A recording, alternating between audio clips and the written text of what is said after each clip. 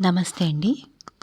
శరశ్చంద్ర చటర్జీ గారు బెంగాలీలో రాసిన నవల తోడికోడళ్ళు, తెలుగు అనువాదం చక్రపాణి గారు. పిత్రార్జితాలు పూర్తిగా తుడిచిపెట్టుకుపోగా చటర్జీ కుటుంబం అంతా భవానీపురం చేరుకున్నారు. చదువుకున్నారు, ప్రయోజకులైనారు, ఇల్లు వాకిలి ఏర్పరచుకున్నారు.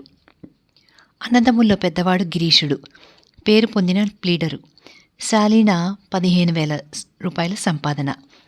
రెండోవాడు హరీషుడు, అతను ప్లీడరే, 5-6 వేల ఆదాయం. గిరీషుడు, హరీషుడు స్వయాన అన్నదమ్ములు. సొంత తమ్ముడు కాకపోయినా వరుసకి తమ్ముడే రమేషుడు, అతను ప్లీడర్ కావాల్సిందే, కానీ ముమ్మారు పరీక్ష తప్పాడు. ఏదైనా బిజినెస్ చేద్దామనుకుని 4,000 దాకా తగలేశాడు.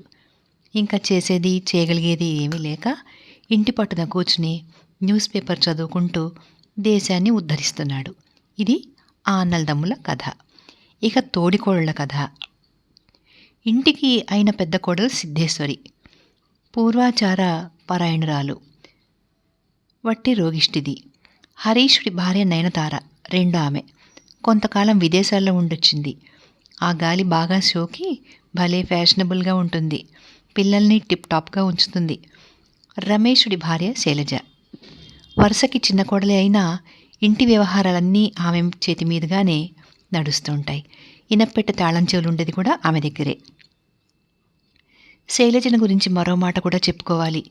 ఆమె ఎంత తెలివైందో, ఎంత చురుకైందో, అంతకంత కోపిష్టి. ఆ కోపంతో తిండి తినడం మానేస్తుంది. 3-4 రోజులు వరుసన కటిక ఉపవాసాలు కూడాను. పల్లెత్తు మాట పడదు, మనసులో మాట కడుపులో దాచుకోలేదు. ఇంతప్పటి నుంచి శైలజ సిద్ధేశ్వరి దగ్గరే పెరిగింది.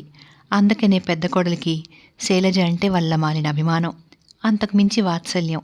అయితే ఆ కోపధారి పిల్లకు కూడా ఈమె జడుస్తుంది.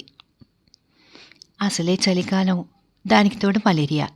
పెద్ద కోడలు సిద్ధేశ్వరికి జ్వర తీవ్రత తగ్గింది, కానీ పూర్తిగా నయం కాలేదు. శాలువా ముసుగు తన్ని పెద్ద మంచం మీద పడుకుంది. ఆ మంచం మీదే కుర్రకుంకలు అల్లరి.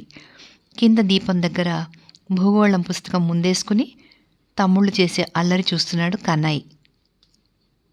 ఇవాళ నీ ఎడం పక్కన నేనే కదే పడుకోవాలి పెద్దమ్మ, మొహంలో మొహం పెట్టి అడిగాడు విపిన్.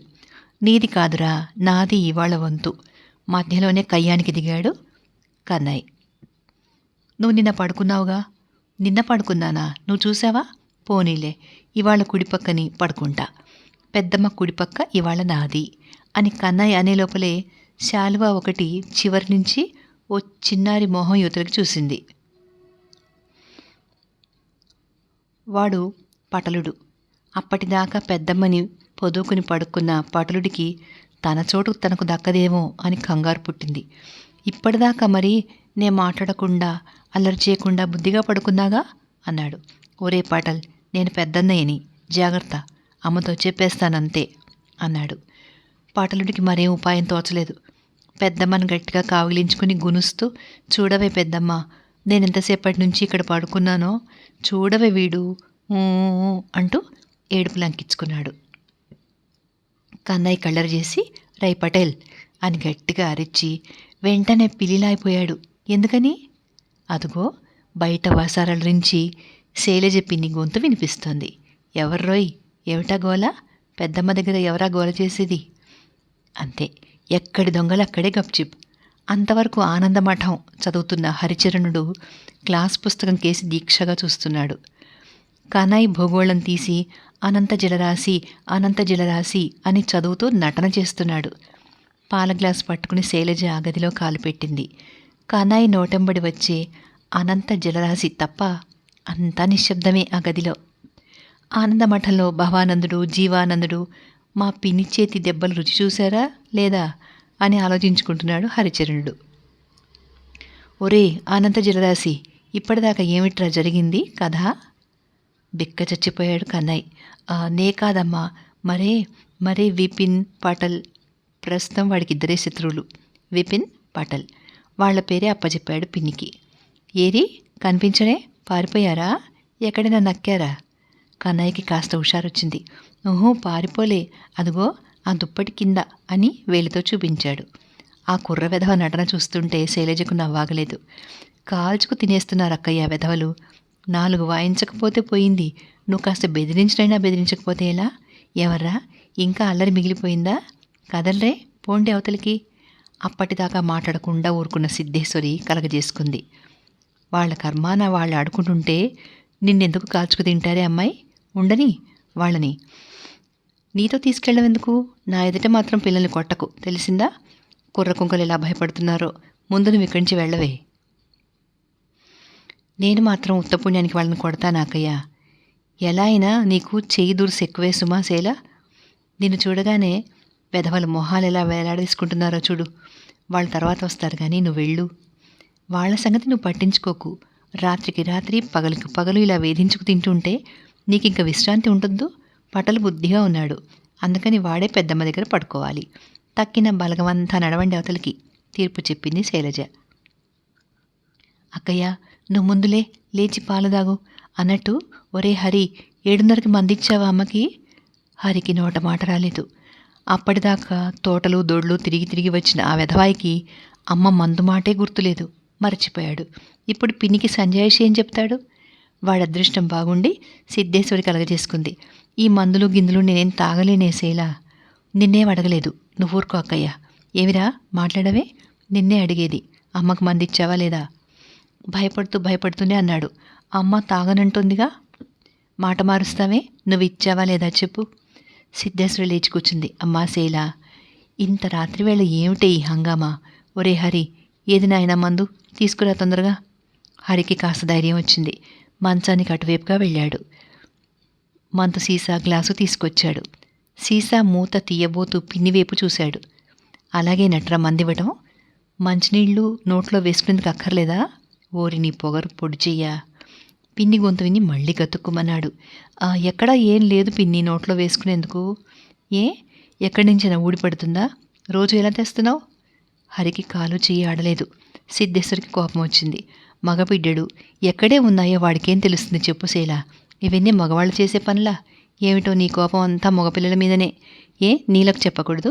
అదెక్కడ రాలిపోయింది? అమ్మ బతికుందో చచ్చిందో కూడా దానికి అక్కర్లేదు. నువ్వు ఊరికెళ్ళిన తర్వాత ఒక్క మాటైనా వచ్చి చూసిందా? అది ఇక్కడెందుకుంది? నాతో పాటు పటల్డాంగా వచ్చిందిగా. అది కూడా ఎందుకెళ్ళింది? దానికి బుద్ధి లేకపోతే పోయింది, నువ్వెందుకు తీసుకెళ్ళావు? హరి, ఆ మందు అలాగే ఇచ్చే నాయనా, అలాగే తాగేస్తాను. ఆగరా హరి, నే తీసుకొచ్చిస్తాను, ఒక్క నిమిషం ఉండకయ్యా, తెస్తున్నాను అన్నది శైలు. సిద్ధేశ్వరి పూజలో కూర్చుంది. కూతురు నీలాంబరి ఆమెకు మందిచ్చే ప్రయత్నంలో ఉంది. ఆ సమయాన రెండో కోడలు నయనతార గదిలో అడుగుపెట్టింది. అక్కయ్య, టైలర్ వచ్చాడు, మా అతులకి కోటు కుట్టి తీసుకొచ్చాడు, డబ్బివ్వాలి. ఎంత? 20 రూపాయలు. సిద్ధేశ్వరికి జపం సాగలేదు. ఒక్క కోటుకి కుట్టుకూలి 20 రూపాయలా? అవ్వా, ఇదో లెక్క అక్కయ్య. మా అతులుడికి ఒక్కొక్క సూటుకే కుట్టుకూలి 70 రూపాయలు అవుతుంటుంది. సూటా? అర్థం కాలేదు సిద్ధేశ్వరికి. అవును సూటే. తెలీదు? కోటు, ప్యాంటు, నెక్టై ఇవన్నీ కలిపి సూట్ అంటారు. ఓహో, అమ్మాయి నీలి, మీ చిన్న పిన్నిని తీసుకురా, డబ్బు తీసిస్తుంది. ఆ మాట నచ్చలేదు నయనతారకి. తాళాలు నాకివ్వరాదు, నేనే తీసుకుంటాగా. ఆ ప్రశ్నకు నీల సమాధానం ఇచ్చింది. అమ్మ దగ్గర ఎందుకుంటాయి తాళాలు? ఇనప్పెట్టె తాళం చెవులు ఎప్పుడు పిన్ని దగ్గరే ఉంటాయి. నీల వెళ్ళిపోయింది. తారమోహం చిన్నబోయింది. ఆవిడ ఇంతకాలంగా ఇక్కడ లేదుగా, అందుకని తాళాలు నీ దగ్గరున్నాయేమో అనుకున్నా, అంతకంటే మరేం లేదు. సిద్ధేశ్వరి జపంలో పడింది. కొత్త కోటు తొడుక్కుని అతలుడు తెగ గర్వపడిపోతున్నాడు. దాన్ని కుట్టే పద్ధతులు, ఫ్యాషన్లు మహా గొప్పగా చెప్పేస్తున్నాడు. వాళ్ళమ్మ, హరిచరణుడు కళ్ళప్ప చెప్పి వింటున్నారు ఆ కబుర్లు. 10 నిమిషాల సేపు జరిగింది ఆ తతంగం. ఇంతలో శైలజ అటుగా వచ్చింది. ఇదిగో పిన్ని, నువ్వు కూడా చూడు ఎంత బాగా కుట్టించుకున్నానో అన్నాడు అతులు గొప్పగా. సరేలే, ముక్తసరిగా అని గదిలోకి వెళ్ళిపోయింది. డబ్బు తీసుకొచ్చి లెక్కపెట్టి ఇచ్చింది. నయనతార అక్కడ అందరికీ వినపడేలాగా గొప్ప చెప్పుకుంది. మా అతులకి పెట్టె నిండా బోలెడు దుస్తులు, అయినా వాడికి ఎప్పటికప్పుడు పరగడుపే. ఇది ఇవాల్టి ఫ్యాషను. నాకు ఇలాంటిది ఒక్కటేనా లేకపోతే ఇలా? అంతా నవ్వరు. అదిగో హరి అన్నయ్య తొడుక్కునే కోటు చూడరాదు, నాకే సిగ్గేస్తోంది. కుట్లుడిపోయి ముడతలు పడి ఎంత చండాలంగా ఉందో. అది తొడుక్కుని వాడు నడుస్తుంటే దిష్టిబొమ్మ నడిచొచ్చినట్టుగా ఉంటుంది. అంటూ కాళ్ళు చేతులు ఆడిస్తూ వెక్కిరించాడు. కొడుకు ప్రయోజకత్వానికి తార నవ్వేసింది. నీల నవ్వలేదు. కాని మొహం తిప్పుకుంది. హరి సిగ్గుపడి తల వంచుకున్నాడు. సిద్ధేశ్వరి మనసు కష్టపడింది. అమ్మా సేలు, వీళ్ళ కూడా తల ఒక కొట్టు కుట్టించవే అంది. ఆ డబ్బు నాకీ పెద్దమ్మా. మా టైలర్తో చెప్పి ఫ్యాషన్గా కుట్టిస్తా. మీరైతే వాళ్ళు మోసం చేస్తారు. నన్నెవరూ దగా చేయలేరు. ఎవడికి దమ్ములు లేవు తెలుసా? పెద్ద మనిషిలాగా చేతులు ఆడిస్తున్నాడు అతులుడు. తన కొడుకు తెలివితేటలకి నయనతార ఎంతో ముచ్చటపడింది. నోరు తెరిచేది అనబోయింది. కాని శైలజ అడ్డొచ్చి, నీ గొప్ప చూపించాల్సిన అవసరం ఏమీ లేదులే బాబు, నీ పనేదో నువ్వు చూసుకో. వాళ్ళకి కుట్టించడానికి ఇంకా పెద్దవాళ్ళున్నారులే అంటూ తాళంచెవులు వీపు మీద వేసుకుని వెళ్ళబోయింది. తార మండిపడింది. విన్నావా అక్క ఆవిడ మాటలు? అంతలేసి మాటలు అనడానికి మా అతులుడు ఏమన్నాడని? సిద్ధేశ్వరి జవాబివ్వలేదు. శైలజ గిరుక్కున వెనక్కి తిరిగింది. ఆ విన్నది, అక్కయ్య విన్నది. నువ్వు విన్నావుగా? అతులుడు చిన్ననోటికి పెద్దరుపులు అరుస్తున్నాడు. వాడికంటే పెద్దవాడు కదా. హరిని ఎగతాళి చేశాడు. అది విని నువ్వు ఆనందించావు. అదే కనుక నా కొడుకైతే నా తవ్వి పాతెద్దును అని వెళ్ళిపోయింది. తార దీర్ఘంగా నిట్టూర్చింది. చూసావా అక్క, ఇవాళ మా అతులుడి పుట్టినరోజు. పండగ పూట శైలజమ్మగారు నోటికొచ్చినట్టు శాపనార్థాలు పెట్టిపోయింది. ఈ విషయంలో నువ్వేం కలగజేసుకోకపోతే మరో దారి చూసుకోవాల్సి ఉంటుంది. జపం ముగించుకుని లేచింది సిద్ధేశ్వరి. ఏమిటమ్మా తారా, ఏమిటో అడిగావు? అదే నేనేం ఒకళ్ళ సొత్తు తినడం లేదు, ఒకళ్ళ బట్ట కట్టడం లేదు. నా తిండి నేను తిని నా బట్టనే కట్టుకుంటా. ఒకళ్ళ చేత చీపురు దెబ్బలు తినడమా? ఎందుకొచ్చింది? ఎవరమ్మా నేను చీపురుతో కొట్టేది? ఆ శైలజ మాట తీరే అంత. దాని గురించి పట్టించుకుని మనసు పాడు చేసుకోకు. అయినా అది నిన్నేమీ అనలేదే. నేనేమో విరగబడి నవ్వానట. అందుకని నా కొడుకుని బతికుండగానే పాతిపెట్టాలట. ఇంతకంటే ఇంకేమనాలి? నా కళ్ళు కప్పి మోసం చేస్తారు ఎందుకమ్మా మీరు? ఇదేం మాటే తల్లి, దానికి నేనేమన్నా నేర్పిపెట్టానంటావా అన్నది సిద్ధేశ్వరి. ఏమో, నీకు దానికే తెలియాలి. మనసులో దూరి చూస్తారా ఎవరైనా? కళ్ళతో చూసి చెవులతో విని చెప్పుకుంటారు. నాకేం మాయామర్మం తెలియవు. అయినా మేమేగా మీ కాపురంలోకి కొత్తగా దాపరించాం. మీకంత బరువుగా ఉంటే నీ నోటితోనే స్పష్టంగా చెప్పి, ఎందుకు ఈ మూతమిప్పిడి? వాళ్ళని వీళ్ళని నా మీదకి ఎందుకు ఉసిగొలుపుతున్నావు? ఇన్ని అపవాదులు పగవాళ్ళు కూడా నా మీద వేయరు. ఇవన్నీ పడడం కంటే నేను చస్తేనే బాగుండును. మీరు వచ్చినందుకు నేనేం ఏడవడం లేదమ్మా, కుళ్ళుకుపోవడం లేదు. నిజానికి మీరు వచ్చారని సంతోషించే వాళ్ళలో నేనే మొదటిదాన్ని. ప్రమాణం చేసి చెప్తా. ఏది, మా కన్నయ్యని పటన్ని తీసుకురా, వాళ్ళ మీద ప్రమాణం చేసి. సిద్ధేశ్వరి మాట పూర్తి కాకుండానే శైలజ పాల గ్లాస్తో లోపలికి వచ్చింది. అక్క, జపమైందా? మరి కాసిని పాల చుక్కలు తాగు. ఇందా. కళ్ళు తుడుచుకుంది సిద్ధేశ్వరి. ఆగు, అక్కడే ఉండు, నా దగ్గరికి రావద్దు. ఇక్కడి నుంచి పో, దూరంగా పో. నిశ్చేష్టురాలైంది శైలజ. నీ నోటికొచ్చినట్టల్లా ఎందుకంటున్నావు అందరినీ? ఎవరినేమన్నానక్క? ఇప్పుడు ఎవరినేమన్నా నేను? నన్నేమన్నా నేను ఊరుకుంటాను. అలా ఉండేసరికి నీకు ఆగడం మరీ ఎక్కువైందే. అందరినీ నాలాగే అనుకున్నావా? ఎవరినంటే ఎవరు పడతారు? పో ముందిక్కడి నుంచి. సరే పోతానులే, ముందు నువ్వు ఈ పాలు తాగు. నా గ్లాస్ కావాలి. తాగను, నేను తాగనే. అసలు ఇంకేం ముట్టుకోను కూడా. ముందు నువ్వు ఇంట్లోంచి వెళ్ళిపో. నువ్వు పోకపోయావంటే నేనే పోతా. ఈ రెండిట్లో ఏదో ఒకటి జరిగి తీరాలి ఇవాళ. మొన్ననే కదక్క నేను వెళ్ళొచ్చాను. ఇప్పుడప్పుడే మరి వెళ్ళను. నువ్వే కొన్నాళ్ళు కటువా గ్రామం వెళ్ళిరా. పోనీ దగ్గరే గంగానది, నీకు గాలి మార్పు ఉంటుంది. అవును కానీ చిన్నక్క, నిన్నేమనేశారని చిన్న మాట పట్టుకుని అర్థంతం చేస్తున్నావు? జ్వరంతోటే అక్కయ్య సగం అయిపోయింది. ఇంకా తన్నెందుకు బాధ పెడతావు? నా వల్ల ఏదైనా తప్పుంటే నాతోనే చెప్పు. చెప్పు, అసలేం జరిగింది? సిద్ధేశ్వరి కళ్ళు తుడుచుకుంది. ఇవాళ అతులాయి పుట్టినరోజు కదా, పండగ పూట వాడిని అలాంటి మాటలు అనొచ్చా అని మందలించింది. శైలజ నవ్వింది. ఓష్, ఇదా సంగతి? నువ్వేం భయపడకు చిన్నక్క. నీలాగా నేను పిల్లలు గలదాన్నే. తల్లి తిట్టు పిల్లలకు తగలదు. నాకు హరి, కనయ్, పటల లాగానే అతులాయి కూడా. తప్పు చేసినప్పుడు పిల్లల్ని ఆ మాత్రం మాటలంటే తప్ప. సరి, అయిందేదో అయింది. నేను వాడిని దీవిస్తానులే, సరేనా? నువ్వింక పాలు తాగవే అక్క, పొయ్యి మీద ఎసరు పెట్టి వచ్చాను. సిద్ధేశ్వరి మొహంలో దుఃఖము సంతోషము పొర్లి పొర్లి వచ్చాయి. సరే, చిన్నక్కని కూడా క్షమాపణ కోరుకో. దాన్ని అనరాని మాటలు అన్నావట కదా. వెంటనే శైలజ నయనతార కాళ్ళ మీద పడింది. చిన్నక్క, నా వల్ల అపరాధం జరిగింది, క్షమించు. నేను చేసిన తప్పులకి క్షమాపణ కోరుతున్నా అన్నది. తార ఆమె గడ్డాన్ని పైకెత్తి చెయ్యి ముద్దెట్టుకుంది. నయనతార మొహం చాటంతైంది. సిద్ధేశ్వరికి పెద్ద బరువు తీరింది. తారను చెరదీసింది. శైల ఉత్త వెర్రిబాగుల్ది. దాని మాటకు కోపం తెచ్చుకోకు తారా. నన్ను చూడు, ఎంత కోప్పడ్డా, ఎన్ని అవాకులు చెవాకులు అన్నా ఒక్క క్షణం మిమ్మల్ని చూడకుండా ఉండలేను. పిచ్చెత్తిపోతుంది. వసే అమ్మాయి, ఇన్ని పాలు నేను తాగలేనే. ఇదేం కడుపా చెరువా? మరేం పర్లేదు, ఎన్నో లేవు, 2 గుక్కలన్నా రావు, తాగేసేయి. శైలజ బలవంతం మీద పాలని తాగేసింది. సిద్ధేశ్వరి వెంటనే అతలేని పిలిచి దీవించమ్మా శైలజ అంది. అలాగే, ఇప్పుడే దీవిస్తా. ఖాళీ గ్లాస్తో బయటికి వెళ్ళిపోయింది శైలజ. చిన్నప్పటి నుంచి ఎంతో గారాబంగా పెరిగాడు అతులుడు. ఎవరి చేత పల్లెత్తు మాట పడి ఎరగడు. కన్న తల్లిదండ్రులే అసలు వాణ్ణి ఏమీ అనరు. వాడి మాటకు ఎదురులేదు, తిరుగులేదు. అటువంటి అతులుడి మనసులో ఇవాళ అగ్గి రగులుతోంది. తీరని అవమానం వాణ్ణి చిందులు తొక్కిస్తోంది. కానీ ఏం చేస్తాడు? ఏం చేయగలడు? తొడుక్కున్న కొత్త కోటు విప్పేశాడు. కసినీరా దాన్ని నేలకేసి కొట్టాడు. బుంగమూతితో బుసలు కొడుతూ కూర్చున్నాడు. హరిచరణుడు వాణ్ణి ఓదార్చపోయాడు. నాకే కనుక కోపం వచ్చిందంటే ఎవరిని కేర్ చేయను తెలుసా? పిన్ని గిన్ని ఎవరైనా సరే, ఐ డోంట్ కేర్. నేను అంతే అని అటూ ఇటూ చూస్తున్న హరికి కన్నయ్య కనపడ్డాడు.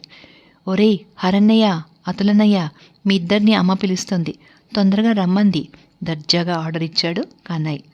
ఉలిక్కిపడ్డాడు హరి. నన్నెందుకు పిలుస్తుంది? అబ్బే, నన్నేం కాదు అతులాయ్, నిన్నేరా పిన్ని పిలుస్తుందిట, వెళ్ళు. తప్పించుకోబోయాడు హరి. మిమ్మల్ని ఇద్దరిని రమ్మంది. అతులన్నయ్య, నీ కోటు ఎవర్రా కింద పారేశారు అంటూ కోటు తీసి కుర్చీ మీద పెట్టి మరీ పోయాడు కన్నయ్య. నాకేం భయం, పిన్నిని నేనేం అనలేదుగా.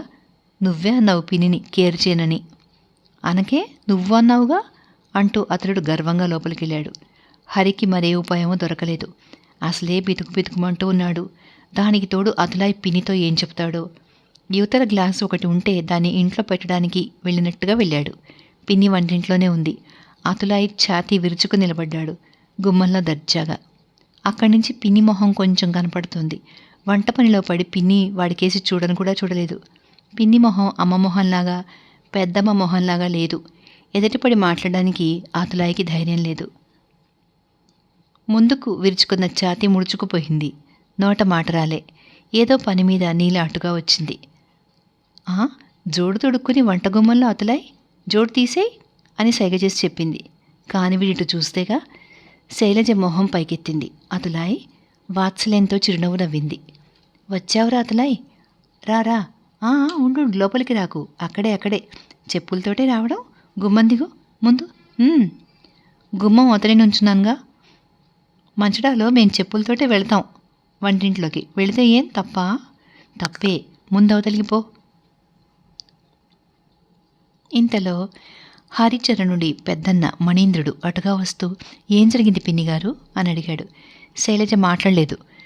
కానీ జరిగిందంతా నీల చెప్పింది. గట్టిగా అరిచాడు మణి. దిగరా ముందు, దిగు కిందికి. ఇక్కడి నుంచుంటే తప్పే? పిన్నికి నేనంటే గిట్టదు, అందుకనే పొమ్మంటుంది. మధ్య నీకే? పిన్ని అనకూడదు, పిన్నిగారు అనాలి. అంటుంది కాదు, అంటారు అనాలి.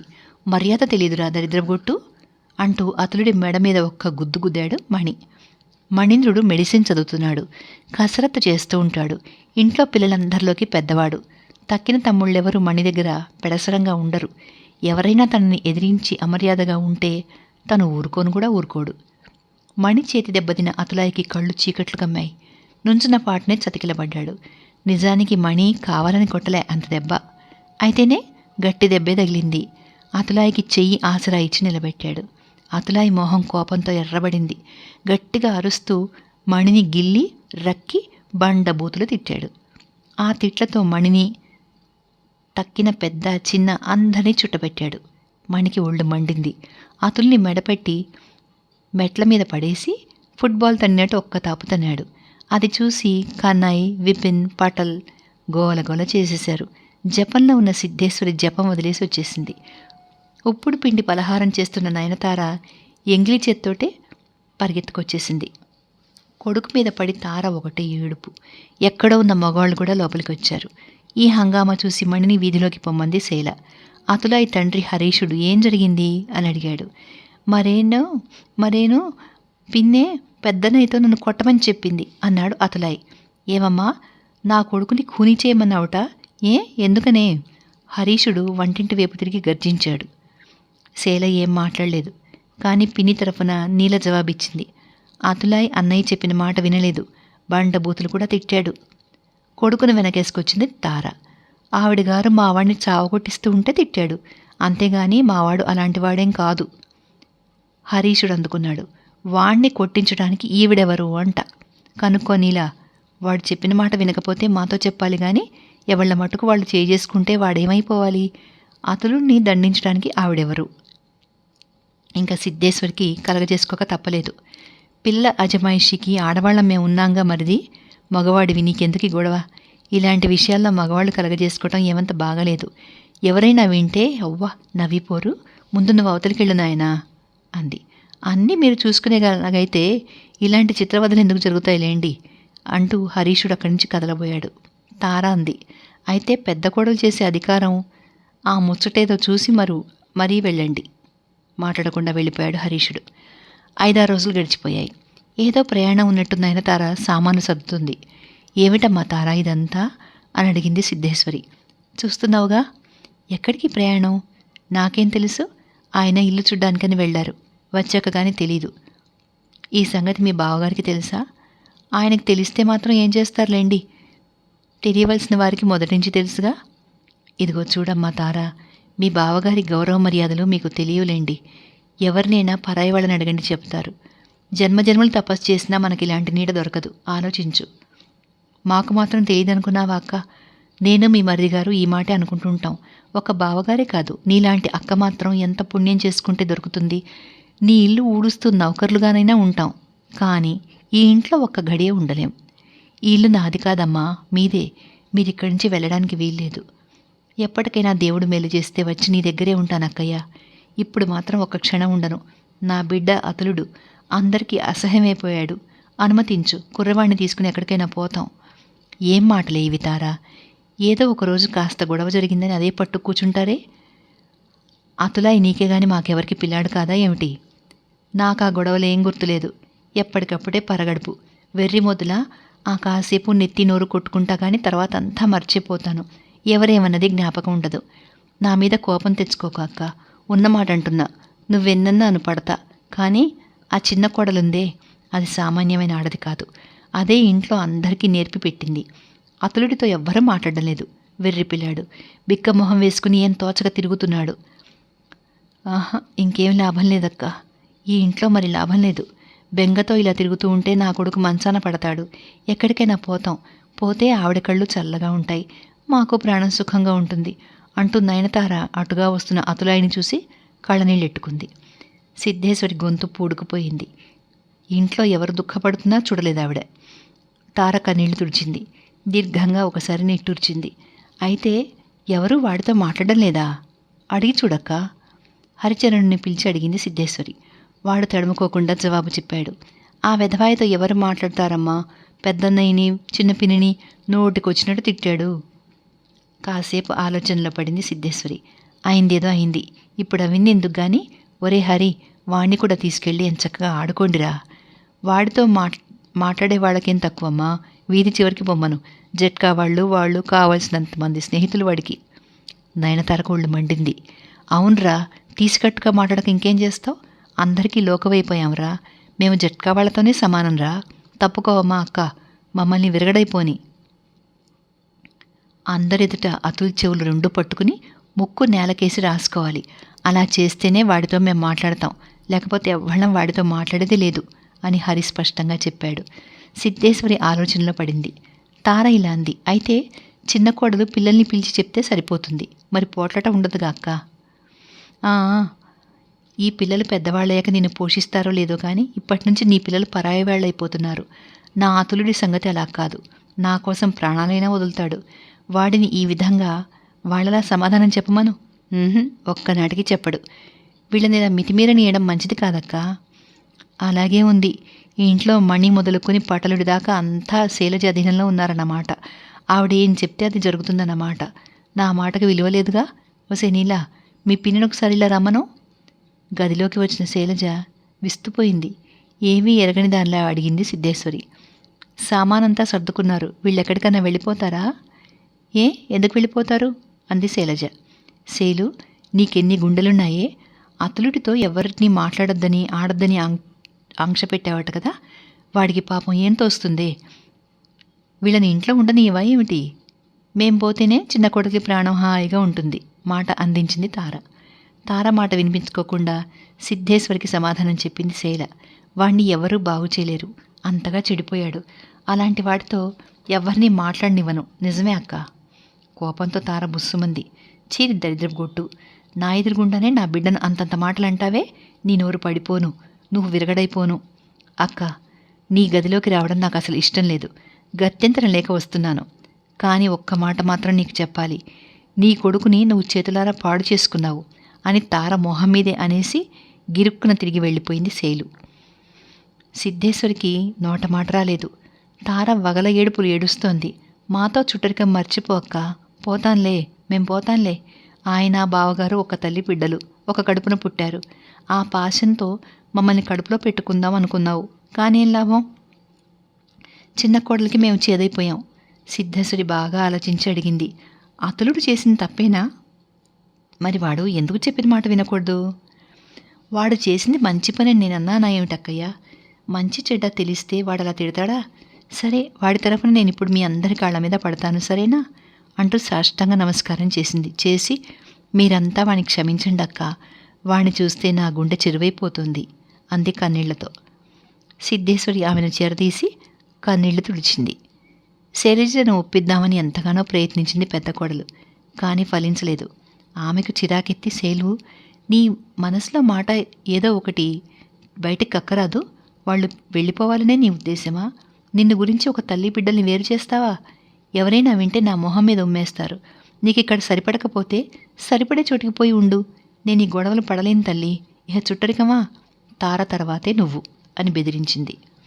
సమాధానం ఏం చెప్పలేదు శైల. వంట పనిలో మునిగిపోయింది. సిద్ధేశ్వరికి నిజంగానే కోపం వచ్చింది. అక్కడి నుంచి వెళ్ళిపోయింది. మధ్యాహ్నం గిరీష్ చటర్జీ భోజనం చేస్తున్నాడు. సిద్ధేశ్వరి ప్రస్తావన వచ్చింది. హరీషుడు కుటుంబము ఈ ఇంట్లో ఉండలేకుండా ఉన్నారట. సామాన్లు అవి సర్దుకుంటున్నారు సిద్ధేశ్వరి చెప్పింది. ఎంచేత? శైలజతో బొత్తిగా పడటం లేదు. అతులుడితో పిల్లలెవరూ మాట్లాడకుండా కట్టడి చేసింది. వాడ బెంగతో కుమిలి చిక్కిపోతున్నాడు. పాల గ్లాసుతో వచ్చిన శైలజ ఈ మాటలు విని గుమ్మం దగ్గరే ఆగిపోయింది. కాస్త సర్దుకుని కొంగు దగ్గరికి తీసుకుని లోపలికొచ్చింది. పాల గ్లాసు విస్తరి దగ్గరగా పెట్టింది. ఈవిడే చిన్న కోడలి శైల అని గుర్తు చేసింది సిద్ధేశ్వరి. శైలజ చాటుగా నుంచుంది. ఇప్పటి నుంచి అన్నదమ్ముల మధ్య కలహాలు పెడుతుంది. ఇదేమైనా బాగుందా అన్నదావిడ. ఎబ్బే, ఎందుకు బాగుంటుంది? పరధ్యానంగా సమాధానం ఇచ్చాడు భర్త. మణి అతలుణ్ణి చావగొట్టాడు. అతలై తిట్టాడు. వాడు కొట్టినందుకు వీడు తిట్టినందుకు చెల్లు బదులు తీరిపోయిందిగా. మరి అతలైతో ఎవరిని మాట్లాడొద్దు అని చెప్పడం ఎందుకు? మీరివాళ హరిని మణిని పిలిచి అతలుడితో ఆడుకోమని చెప్పండి. ఇందుకోసమని తారావాళ్ళు వెళ్ళిపోయారంటే నలుగురు నవ్విపోతారు. మీరు బాగానే ఉంటారు. విన్నవాళ్ళు నా మొహాన్ని ఉమ్మేస్తారు. అయినా వీళ్ళెవరో పారాయి వాళ్ల కోసమని సొంత తమ్ముడిని వదులుకుంటారా చెప్పండి? వదులుకోంలే అన్నాడు ఆయన. రమేషుడు ఉద్యోగం ఏం చేయడా? జీవితం అంతా ఇలాగే గడిపేస్తాడా? ఈ మాటలు వినగానే చెవులు రెండూ మూసుకుని అక్కడి నుంచి వెళ్ళిపోయింది శైలజ. శైలజను ఒక కంట కనిపెడుతూనే ఉంది పెద్ద కోడలు. గట్టిగా కనుక్కుంటాడులే అన్నాడు గిరీషుడు, భార్యకి ఎక్కడ కోపం వస్తుందో అని. జరుగుతున్న నాటకం అంతా చెవులు ఇంత చేసుకుని పక్క గదిలో నుంచి వింటూనే ఉంది తార. సంతోషంతో ఉక్కిరి బిక్కిరైంది. కాసేపు ఉండి పెద్ద కోడల దగ్గరికి వచ్చింది. అయ్యో, ఇంకా కూర్చున్నావేమక్క? పొద్దుపోలే. ఆ తినే 4 మెతుకులు పెందరాళ్ళే తినరాదు? 11గా? ఏం పెద్ద పొద్దుపోలేదులే. 11 గంటలంటే మాటలా? అందులోనూ నీలాంటి రోగిష్టిది 9 గంటల లోపలే తిండి తినాలి అంటూ అభిమానం ఒలకపోసింది తార. ఇప్పుడు భోజనం కూడా వెతితే సిద్ధేశ్వరికి చిరాకేసింది. పోనిద్దు చెల్లి, అంత తొందర ఏమిటి? నాకిప్పుడే వేళ మించిపోలేదులే అంది. అయితే నయనతార మటుకు అంతటితో వదల్లేదు. దగ్గరికెళ్ళింది, చేపట్టుకుంది. లేని ఆవేదన తెచ్చిపెట్టుకుని కంఠస్వరం అదోలా మార్చి, అందుకే నీ శరీర స్థితి ఇలా అయిపోయిందక్కా. వంటలు నా చేతిలో ఉందా ఏమి? ఉంటేనా నీ పచ్చపానాదులు 9 గంటలు దాటనిస్తానా? అయినా నువ్వు బతికి పట్టం కట్టకపోతే ఇక్కడ ఎవరికి నష్టం చెప్పు? అన్ని విధాల నాశనమైపోయే వాళ్ళం మేమే కదా. లేలే, పద పద, కాస్తో కూస్తో సహించిన కాడికి ఎంగిలిపడు, నాకు ప్రాణాలన్నీ నీ మీదే అంది. సిద్ధేశ్వరికి హృదయం కరిగిపోయింది. నువ్వు నాదానివి చెల్లి, నాదానివి కనుకనే ఇంతగా తాపత్రయపడుతున్నావు. కాకపోతే ఎవళ్ళకి కావాలి నా గొడవ అంది విచారంగా. ఆమె చేపట్టుకుని వంటింట్లోకి నడిపించుకుని వెళ్ళింది నయనతార. చేత్తోటే స్థలం బాగుచేసి పీట మీద కూర్చోపెట్టింది. వంట మనిషిని విస్తరి తెమ్మని తనే అక్కడ వేసింది. శైలజ మరే ధ్యాస లేకుండా వంట పనిలో మునిగి ఉంది. నీళ్ళతో చెప్పినట్టుగా నయనతార ఇలా అంది. అయినంతవరకు చాలే, చప్పున తెచ్చి వడ్డించమనవే మీ పినిని అనడమే తడవుగా శైలజ కూరలు అవి తెచ్చి మాట్లాడకుండా వడ్డించి వెళ్ళిపోయింది. అంతలో సిద్ధేశ్వరి ఒగరుస్తూ, ఏమే చెల్లి, మీరంతా కలిసి ఏకంగా కూర్చోవచ్చుగా అంది నయనతారతో. అందుకు నయనతార, ముందు నువ్వు కానీ అక్క, మేం తర్వాత తింటాంలే, తినకేం చేస్తాం, నీలాగా మేము రోగిష్టి వాళ్ళం కాదుగా అంటూ సముదాయించింది. అలాగే ఒక మాటు శైలజ వైపు చూస్తూ, అక్క ఏమనుకున్నావో, ఈ విధంగా మమ్మల్ని మోసగించి వెళ్ళగొట్టడానికి మాత్రం నేను ఒప్పుకోను, చెప్తున్నా అని ఒక క్షణం ఆగింది. శైలజ ఎంత దూరాన ఉన్నదో చూసి మళ్ళీ అందుకుంది. బావగారు వాళ్ళు ఒక్క తల్లి పిల్లలు, స్వయాన అన్నదమ్ములు. మనం ఒకటే, స్వయాన అక్కచెల్లెళ్ళం. మనుషులు దూరమైనా మనసులు దూరం కావక్క, మనది రక్త సంబంధం. అందుకే నీ కోసమని నేను ఇంతగా ఏడవడం. నిన్ను గురించి మరెవరికి కావాలక్క, పరాయి వాళ్ళు చేస్తారు నీకు చాకరీ, చుట్టలేదు, అంతా స్వలాభం. ప్రేమతో అభిమానంతో చేసే చాకరీ నాది. మొన్న నువ్వే అన్నావు, గుర్తుందా, నువ్వు నాదానివే చెల్లి, అందుకనే ఇంతగా తాపత్రయపడుతున్నావు, కాకపోతే ఎవళ్ళకి కావాలి నా గొడవ అని. ఇదే మాట బాగా జ్ఞాపకం ఉంచుకో అన్నది. బాగా జ్ఞాపకం ఉంది చెల్లి, ఇదేం మర్చిపోయే మాట. ఇంతవరకు మిమ్మల్ని అర్థం చేసుకోలేకపోయానమ్మా, అందుకనే అనుభవిస్తున్నా. భగవంతుడు నాకు బాగా ప్రాయశ్చిత్తం చేశాడు అన్నది సిద్ధేశ్వరి. నయనతార పైట చెంగుతో కళ్ళు తుడుచుకుంటూ, ఆ ప్రాయశ్చితం ఏదో దేవుడు నాకే చేయాలని కోరుకో అక్క, తప్పంతా నాది. నేనే మిమ్మల్ని ఇంతదాకా అర్థం చేసుకోలేకపోయాను. కాస్త ఆగి మళ్ళీ అంది తార. నీ పాదధూళికి కూడా పోలం అని ఇవాళ తెలుసుకున్నా. తెలిసి కూడా ఈ మాట ఎలా చెప్పనక్క. దేవుడి దయవల్ల నేను నీ దగ్గరే ఉండి నీ సేవ చేసుకునే అవకాశం కలిగితే చాలు, అదే 10,000. చిన్న కోడలి కంటికి మేము ఎలాగో కంటకమైపోయాం. సిద్ధేశ్వరి కంఠస్వరం తీవ్రమైంది. పోనీలే, ఆవిడగారు పిల్లలతో సహా గ్రామం పోయి అక్కడ మన ఇంట్లో ఉంటుందిలే. దాన్ని 7 తరాలుగా పాలు అన్నంతో పెంచడం నా ముప్పుకే వచ్చింది. ఆయన పినతండ్రి కొడుకు, వాళ్ళ పిల్లలు, వీళ్ళు నాకేం దగ్గర బంధువులా? అయినా శాయశక్తులా జీవితం ధారపోసి పెంచాను, పోషించాను. మరి నా వల్ల కాదు బాబు. దాసదాసి జనం అంతా నా ఇష్ట ప్రకారం లోబడి ఎలా ఉంటున్నారో అలా నోరు మూసుకుంటేనే ఉండం, లేకపోతే క్షణం ఉండడానికి వీలేదు, ఎక్కడికైనా పోవలసిందే అన్నది. ఇంతవరకు జరుగుతున్న సంభాషణ అంతా శైలజ వింటూనే ఉంది. ఆమెకు భయం వేసింది. ఈ నయనతారతో మనకున్న చుట్టరికం ఒక్కసారిగా తెగ్గొట్టుకుందామా, ఎక్కడికైనా పారిపోయి ప్రాణం దక్కించుకుందామా అని కూడా అనిపించింది. అక్క, ఏమిటా తిండి, ఊరికే అటు ఇటు చేయి కదిలిస్తావు కానీ మెతుకు లోపలికి వెళ్ళనివ్వమే అంది. ఇక తినలేనే చెల్లి, ఏడుపు స్వరంతో అంది సిద్ధేశ్వరి. ఒక్క 2 ముద్దలు తిను, తినకపోతే నా మీద ఒట్టే అంటూ నయనతార మాట పూర్తి చేయకముందే సిద్ధేశ్వరి మండిపడింది. ఎందుకమ్మా తల్లి, చిన్నపిల్లలకు చెప్పినట్టు ఇన్ని మాటలు చెప్పడం? నేను తిననంటే తినను, నువ్వు పో నా దగ్గర నుంచి అని చిరాకుపడింది. విస్తరి దూరంగా నెట్టిలేచిపోయింది. నయనతార కొయ్య బొమ్మలా చూస్తూ నిలబడిపోయింది. నోట మాట రాలే. అయితే ఇటువంటి నిరుత్సాహం వల్ల తనకు తను నష్టపడే రకం కాదు తార. చేయి కడుక్కోవడానికి లేచి వెళ్ళిందిగా సిద్ధేశ్వరి, అక్కడికి వెళ్ళింది నయనతార. ఆవిడ చేయి పట్టుకుని దీనంగా, తెలియక ఏదన్నా అంటే క్షమించక్క, నా తప్పు మన్నించు, ఇంత బలహీనంగా ఉన్నావే, ఈ నీరసం మీద ఉపవాసం చేస్తే ఎందుకైనా పనికొస్తావా? ఇదిగో అక్క, నిజం చెప్తున్నా, ఇలా చేసావంటే నీ కాళ్ళ దగ్గరే తల బద్దలు కొట్టుకు చేస్తా అంది. ఈ అభిమానానికి లోపల సిగ్గుపడింది సిద్ధేశ్వరి. మళ్ళీ వచ్చి తినగలిగినంత తిని లేచి వెళ్ళింది. వెళ్ళి తన గదిలో కూర్చుంది. తృప్తిపడిన మనసుతో ఏదో ఆలోచన మొదలెట్టింది. శైలజకు ఇవాళ ఎంతటి కష్టాన్ని కలిగించానో అనుకుంది. ఏమాత్రం మనసు కష్టపడినా శైలజ తనకు తనే శిక్ష విధించుకుంటున్నట్లుగా కఠిన ఉపవాసాలు చేస్తుందే, పాపం. నాకు బాగా తెలుసు, ఈ 2 జాముల వేళ తిండి తినదో లేదో అనుకుంటూ నీలను పిలిచింది. మీ పిన్ని అన్నం తినదా అని అడిగింది. ఇప్పుడే భోజనానికి కూర్చుంది అని వినగానే ఎంతగానో సంతోషపడింది. సంతోషం కంటే ఎక్కువ ఆశ్చర్యపడింది. ఎందుకు? అకస్మాత్తుగా శైలజకు పూర్వపు కోపం పంతం పోయి ఇంత శాంతం ఓర్పు ఎలా అలవడ్డాయా అని. సాయంకాలం హరీషుడు గిరీషుడు కోర్టు నుంచి వచ్చారు. టీ తీసుకుంటున్నారు. పక్కన సిద్ధేశ్వరి ముభావంగా కూర్చునుంది. ఇవాళ ఆవిడికి ఒంట్లోనూ మనసులోనూ కూడా ఏమీ బాగోలేదు. ఆమె మొహం చూడడంతో గిరీషుడికి పొదుటి సంగతి జ్ఞాపకం వచ్చింది. అంతగా వివరాలు గుర్తులేవు కానీ రమేషుణ్ణి మందలించాలి అనే విషయం మాత్రం గుర్తుంది. నీలా చిన్నబాబాయిని పిలుచుకురా అన్నాడు. అతన్ని ఎందుకు పిలుస్తారు అని అడిగింది సిద్ధేశ్వరి. ఎందుకేమిటి, వాణ్ణి బాగా మందలించాలి, బొత్తిగా పశువైపోతున్నాడు తీరి కూర్చుని. హరీషుడు ఆవిడ వైపు తిరిగి, అది కాదు వదిన గారు, వాణ్ణి మీరంతగా నెత్తినెక్కించుకోకండి, వాడేం పసివాడు కాదు అన్నాడు. జవాబు చెప్పలేక కోపంతో కూర్చుండిపోయింది సిద్ధేశ్వరి. ఇంట్లో ఉన్న రమేషుడు పెద్దన్నగారి కబురు అందుకుంటూనే వెంటనే వచ్చి ఎదుట నిలబడ్డాడు. తమ్ముణ్ణి చూస్తూనే గిరీషుడు కోపంతో, ఎందుకని అతలుడితో పోట్లాడావుట అని అడిగేశాడు. నేనా, పోట్లాడానా అని తెల్లమొహం వేశాడు రమేషుడు. నువ్వే, ముమ్మాటికి నువ్వే పోట్లాడావు. మళ్ళీ భార్య వైపు చూస్తూ, నోటికి వచ్చినట్టు వాడిని తిట్టావుట, మీ వదిన చెప్పింది, అదేమన్నా అబద్ధమాడుతుందా నాతో అన్నాడు గిరీషుడు. మారు మాట్లాడలేదు రమేషుడు. సిద్ధేశ్వరి మొహం చూస్తూ నిలబడిపోయాడు. మీకేమైనా మతిపోయిందా ఏ?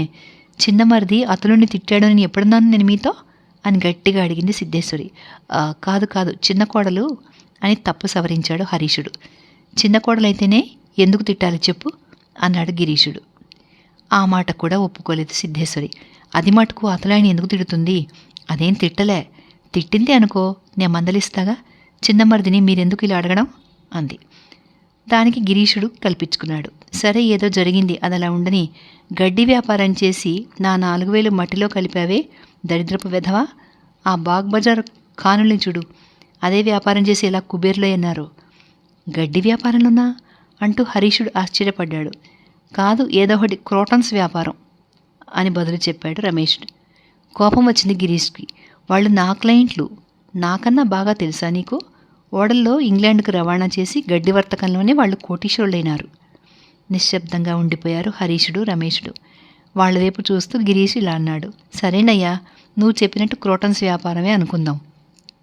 ఆ వ్యాపారం చేసి నెలకి 200 సంపాదించగలవా? గుళ్ళో దేవుళ్ళ ఊరికే కూర్చోబెట్టి నేను మేపలేను, తెలిసిందా? మనిషి ఎక్కడైతే పడతాడో దాన్ని ఆధారం చేసుకుని మళ్ళీ లేచి నిలబడాలి. ఒకసారి 4,000 పోయాయి కదా, పోతే పోని మరో 4,000 పట్టుకెళ్ళు. అది చాలకపోతే ఇంకో 4,000 తీసుకో. అంతేకాని కష్టపడి పనిచేయడం నేను, తిని కూర్చోవడం మీరునా? అబ్బే, ఇదేం బాగలేదు. లోపలే విచారపడ్డాడు హరీషుడు. అన్ని పనులు నేర్చుకోవాల్సిందే కానీ క్రోటన్స్ వ్యాపారం మాత్రం అందరికీ పట్టుబడుతుందా ఏ? అయినా చిటికి మాటికి ఇన్నేసి రూపాయలు తగలేయడం మంచిది కాదు అన్నాడు. ఈ మాట గిరీషుడికి నచ్చింది. ఎంత మాత్రం మంచిది కాదు. క్రోటన్స్ వ్యాపారం అది నాకేం తెలియదనుకో. ఇదిగో 8,000కు బ్యాంకు చెక్ ఇస్తాను, దీంతో రేపటి నుంచే మళ్ళీ గడ్డి వ్యాపారం ప్రారంభించు. 4,000తో గడ్డి కొను, తక్కిన 4 దగ్గర పెట్టుకో. ఈ 4,000 ఖర్చు పెట్టి అవసరమని తోస్తే తక్కిన సొమ్ము ఆ తర్వాత ఉపయోగించుకోవచ్చు. అంతేగాని ముందుగానే మొత్తం అంతా మదుపు పెట్టకు, తెలిసిందా? ఊరికే కూర్చోబెట్టి మేపలేను మిమ్మల్ని, వెళ్ళు.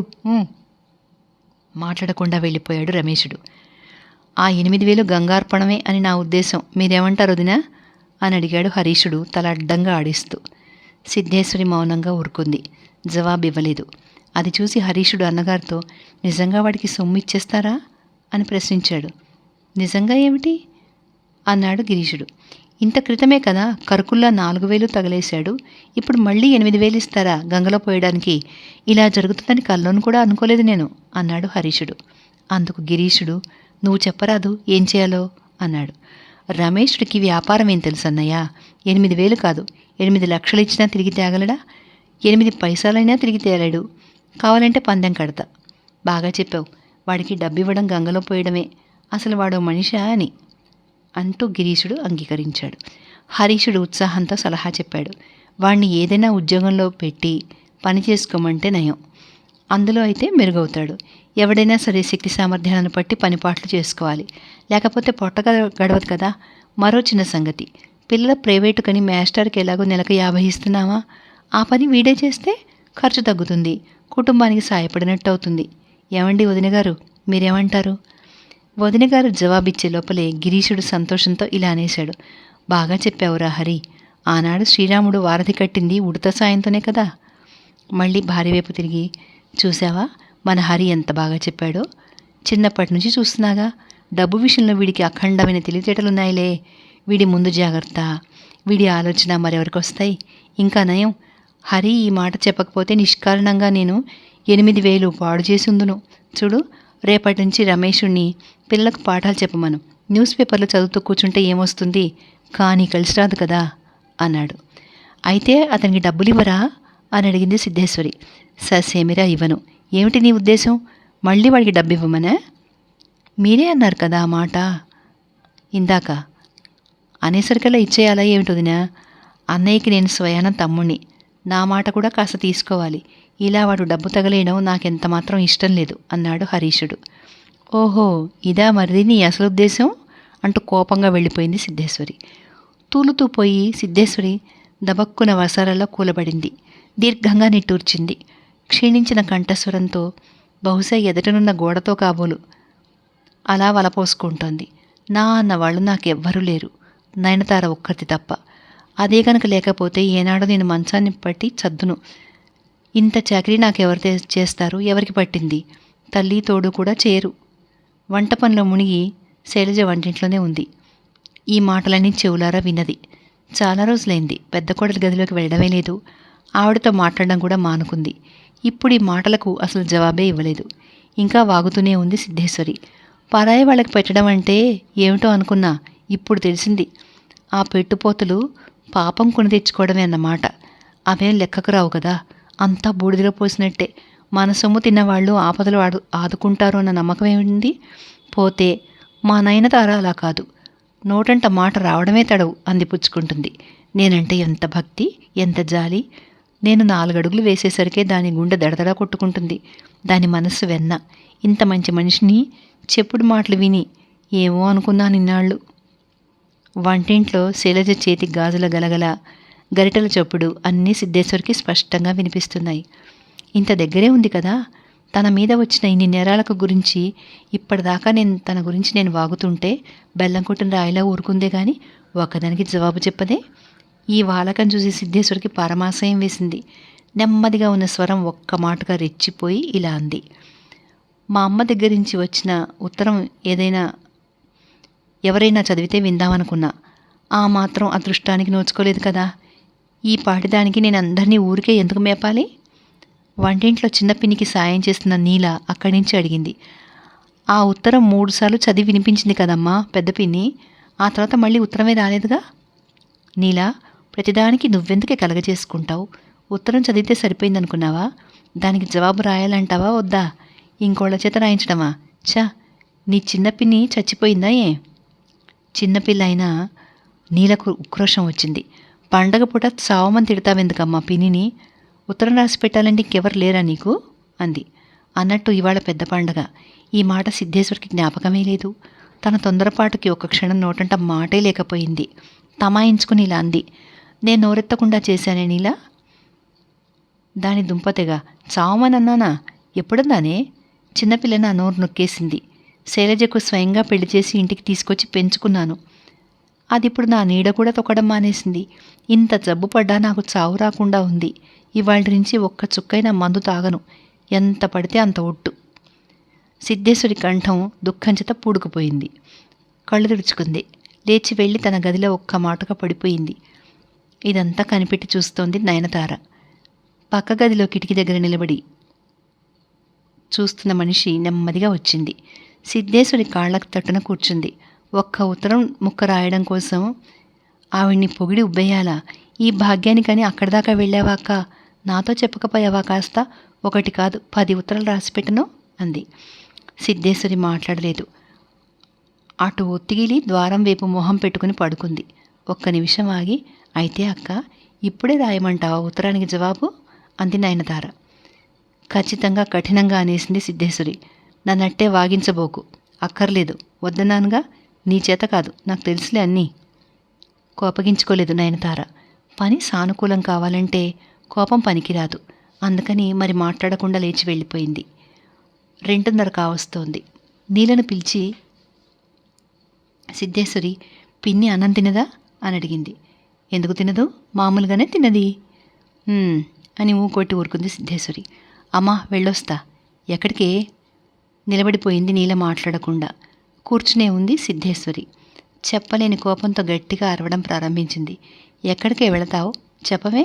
చిన్న పిన్నికి నీకు సంబంధం ఏమిటే? నా దగ్గర క్షణం నిలవకుండా నీకు ఊరు పెత్తనాలా? కూర్చో, మాట్లాడక. ఇక్కడే కూర్చో, కదిలావంటే చూడు అంటూ ఒక్కసారిగా పక్క మీద నుంచి ఒత్తిగిలింది. నెమ్మదిగా చడి చప్పుడు కాకుండా లోపలికి వచ్చింది నయనతార. బతిమాలినట్టుగా నీలతో అంది. అమ్మాయి నీల, రాను రాను పెద్దదానివి అవుతున్నావు. మరీ చిన్నపిల్లవు కాదు కదా. ఏముంది, రేపు లేదు ఎల్లుండి అత్తారింటికి వెళ్ళిపోతావు. మరి ఇక్కడున్న 2 రోజులు కనీ పెంచిన తల్లిదండ్రుల సంగతి చూసుకోకపోతే ఎలా? అసలే అమ్మ రోగిష్టిది. వద్దంటే కూడా వినకుండా ఎంతోసేపు మేలుకుంటుంది. అందుకని అమ్మను కనిపెట్టుకునుండు నీలా. అమ్మ దగ్గర కూర్చుని అమ్మ చెప్పే మంచి మాటలు నేర్చుకోమ్మా. అమ్మకి కాస్త కాళ్ళు రాయి. అంతేగాని ఉత్తినే పరాయి వాళ్ళ దగ్గర కూర్చోవడం మంచిది కాదు సుమా అంటూ మందలించింది. పెద్ద పిన్ని అంటే నీలకు అంతగా ఇష్టం లేదు. మాటలు మటుకు ఎట్లా ఇష్టమవుతాయి? అందుకని తలెత్తింది.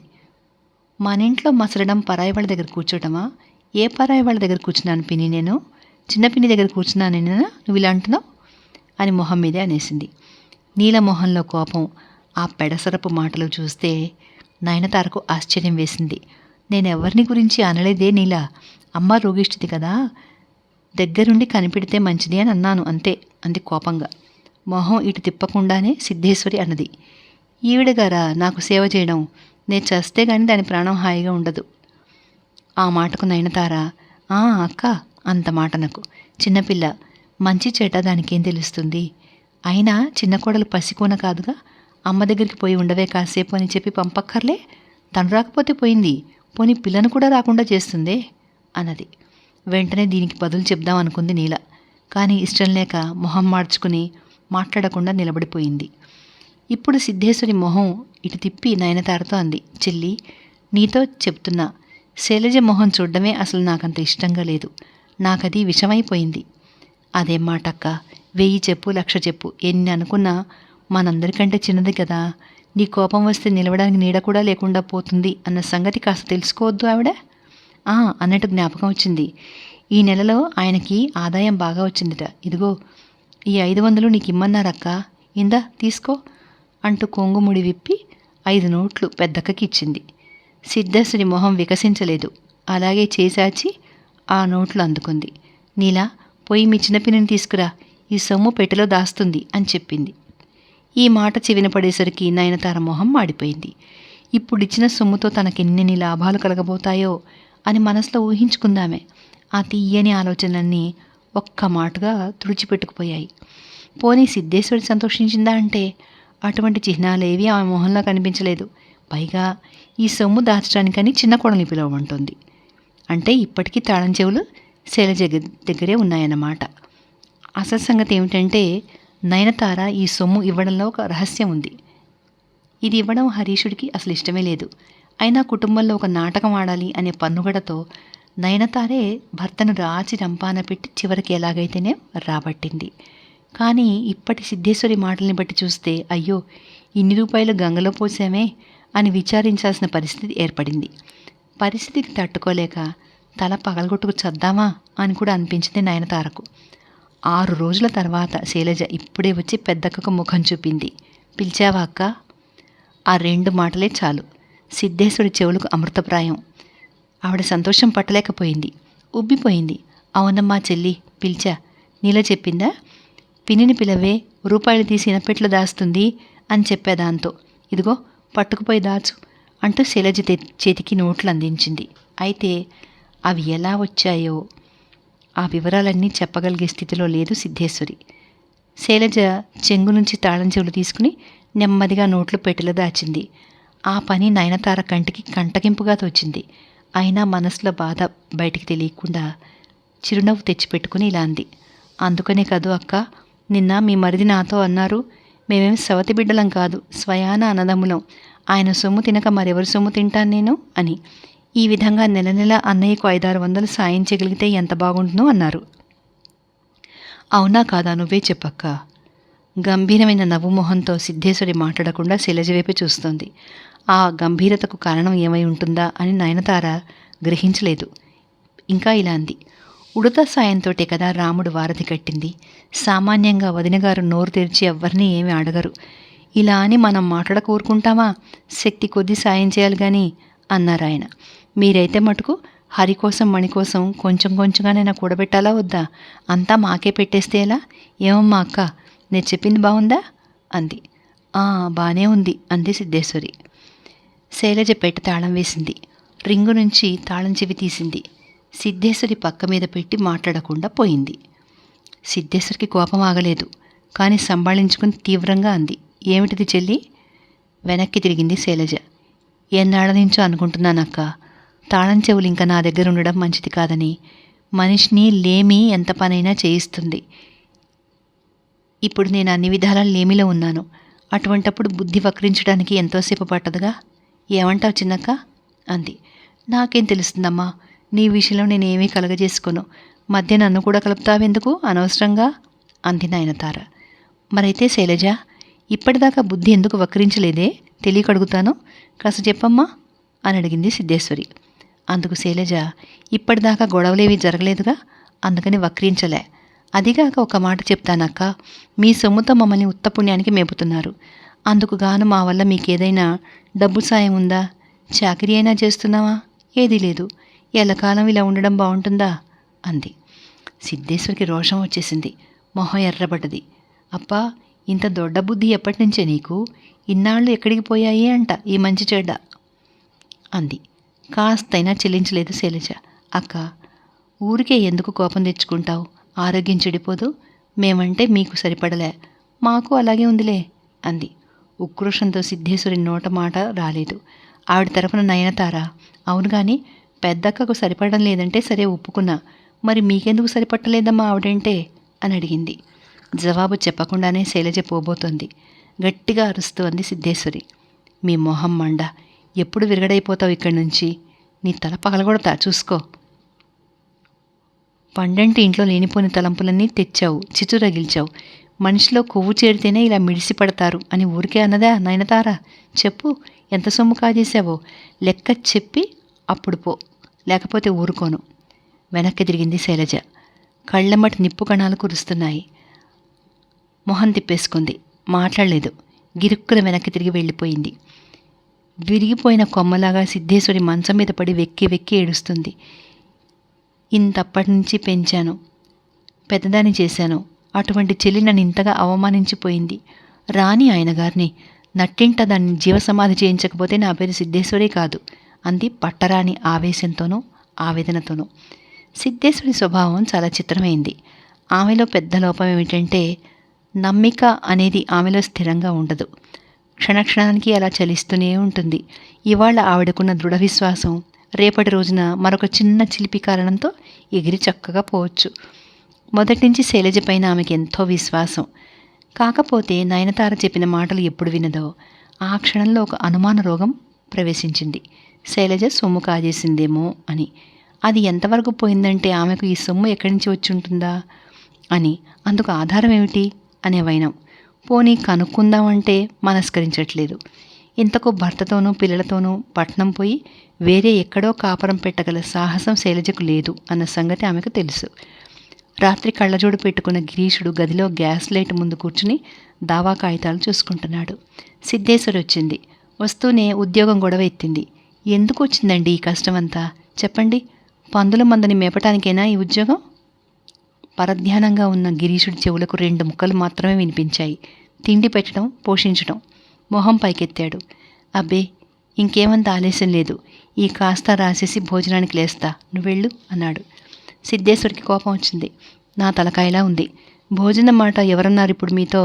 చిన్న కోడలు మరిది బాగా తయారయ్యారు. ఇంట్లో నుంచి లేచిపోవాలని చూస్తున్నారు. ఇన్నాళ్ల నుంచి వీళ్ళకి చేసిన చాకరీ అంతా వృధా. విన్నారా? ఈ లోకంలోకి వచ్చి పడ్డాడు గిరీషుడు. వినలే. ఏ చిన్న కోడలిని తయారై ఉండమను. ఎవరెవరు వెళ్తున్నారు వెంట? మణితో ఈ మాట వరకు వచ్చి మళ్ళీ దావా కాగితాల మధ్యలో ఆగిపోయాడు. విసిగెత్తిపోయి గట్టిగా అడిగింది సిద్ధేశ్వరి. నే చెప్పే మాట ఒక్కటి వినిపించడం లేదా మీకు? నేను అన్నదేమిటి, మీరు అడిగేదేమిటి? చిన్న కోడలు వాళ్ళు ఇక్కడి నుంచి వెళ్ళిపోయి వేరే కాపురం పెడుతున్నారట, తెలిసిందా? ఉలిక్కి పడ్డాడు గిరీషుడు. ఎక్కడికి వెళుతున్నారు? ఏమో, నాకేం తెలుసు. అయితే అడ్రస్ రాసి ఉంచుకో అన్నాడు గిరీషుడు. పొంగి పొర్లుతున్న దుఃఖంతో కోపంతో పిచ్చెత్తిపోయినట్టుంది సిద్ధేశ్వరికి. నెత్తి బాదుకుంది. నా కర్మ ఏం కాలిందని వాళ్ళ అడ్రస్ నే రాసుంచుకోవాలి? అయ్యో, ఎంత దురదృష్టవంతురాలనో. కాకపోతే మీ పాలెందుకు పడతానో, మా అమ్మా నాన్న నన్ను ఎందుకు బతకనిచ్చారో. పుట్టినప్పుడే కాళ్ళు చేతులు కట్టేసి గంగలో పారేస్తే తీరిపోను నా పీడ అంటూ ఒక్కమారు బావురుమంది. కన్న తల్లిదండ్రులు తనని ఒక అయోగ్యుడి చేతిలో పెట్టారు. అయితే ఈ విషయం 33 సంవత్సరాల కాపురం వెలగబెట్టిన తర్వాత ఇప్పుడు తలుచుకొని ఏడుస్తోంది. వెక్కి వెక్కి ఏడుస్తోంది. ఈ క్షణాన మీరు కనిస్తే ఎక్కడైనా దాసి పని చేసుకుబతుకుతా. ఈ మాత నాకు తప్పలేదు. కానీ నా హద్దు ఏమిటి, నా మణి సంగతి ఏమిటి, వాళ్ళేమైపోతారు? అందుకనే అంటూ సిద్ధేశ్వరి తలుచుకుని వలవలా ఏడుస్తోంది. దావా కాగితాల ధ్యాసలో మునిగి ఉన్న గిరీషుడు ఇప్పుడే కాస్త మళ్లీ లోకంలో పడ్డాడు. భార్య దుఃఖం చూశాడు. కోపంతో పిలిచాడు. హరి. పక్క గదిలో చదువుకుంటున్న హరి పరిగెత్తుకొచ్చాడు. పెద్దబాబు వాణ్ణి బాగా బెదిరిస్తూ, మళ్ళీ ఎవరితోనన్నా పోట్లాడి చూడు, వీపు తాట ఒలిపిస్తా, మొద్దు వెధవా. చదువు లేదు, చట్టుబండలు లేదు, రాత్రి పగలు ఆడేనా? ఏడి మణి? నాకు తెలీదు అన్నాడు బిక్కమొహంతో. ఎప్పుడు తండ్రి చేత తిట్లు ఎరగని హరి. తెలీదు? వెధవేషాలు నువ్వును. నేను కనిపెడుతూనే ఉన్నాలే. మీకు చదువు చెప్పే ఆ మాస్టర్ ఎవడ్రా?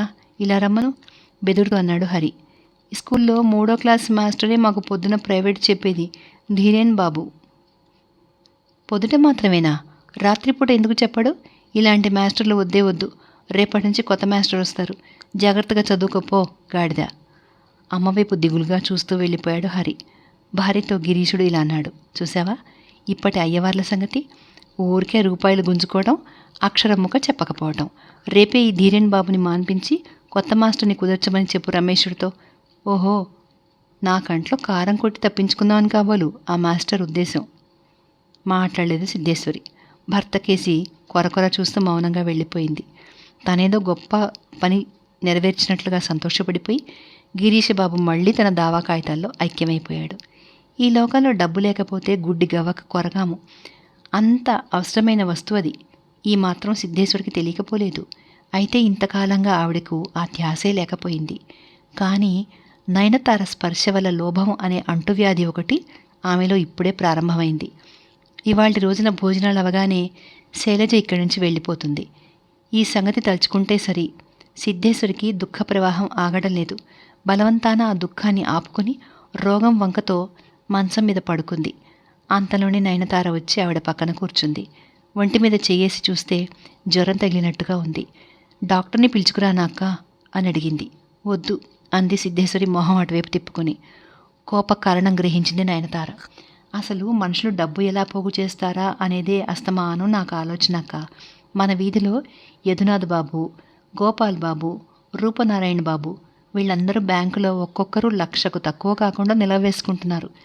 పైగా వాళ్ళ భార్యలు, ఇల్లాలు ఒకింటికి 20,000కు మించిన జవహరీతో ఎంత కళకళలాడుతూ ఉంటారనుకున్నావు అంది. నీకెలా తెలుసు చెల్లి? ఆసక్తిగా అడిగింది సిద్ధేశ్వరి. బ్యాంకులో అందరూ ఆయనకు స్నేహితులేగా. మేనేజర్నే అడిగి తెలుసుకున్నారట. ప్రసంగవశాత్తు నేనేదో అంటే గోపాల్ బాబు పెళ్ళాం నా మాట నమ్మలేదు. మా అక్క దగ్గరేమిటి, డబ్బు లేకపోవటం ఏమిటి, ఎంత లేదన్నా అంటూ అదోలా మాట్లాడింది. జ్వరం మాటే మర్చిపోయింది సిద్ధేశ్వరి. గభీమని లేచి కూర్చుంది. తాళం చెవులు నయనతార మీదికి విసిరేసింది. చెల్లి, నీ అంతటా నువ్వే చూడు. పెట్టెలన్నీ తీసి ఇంటి ఖర్చుకు తప్ప ఎక్కడైనా ఒక్క పైసా ఉందేమో. ఏం చేసినా ఇప్పటిదాకా శైలజేగా. నేనేమన్నా ఒక్క మాట అనడానికి వీలుందా? డబ్బుకు కొదవలేని ఇలాంటి ఆయన చేతిలో పడ్డాను. ఏం సార్థకం? ఒక్క దమ్మిడి కళ్ళ చూస్తే ఒట్టు.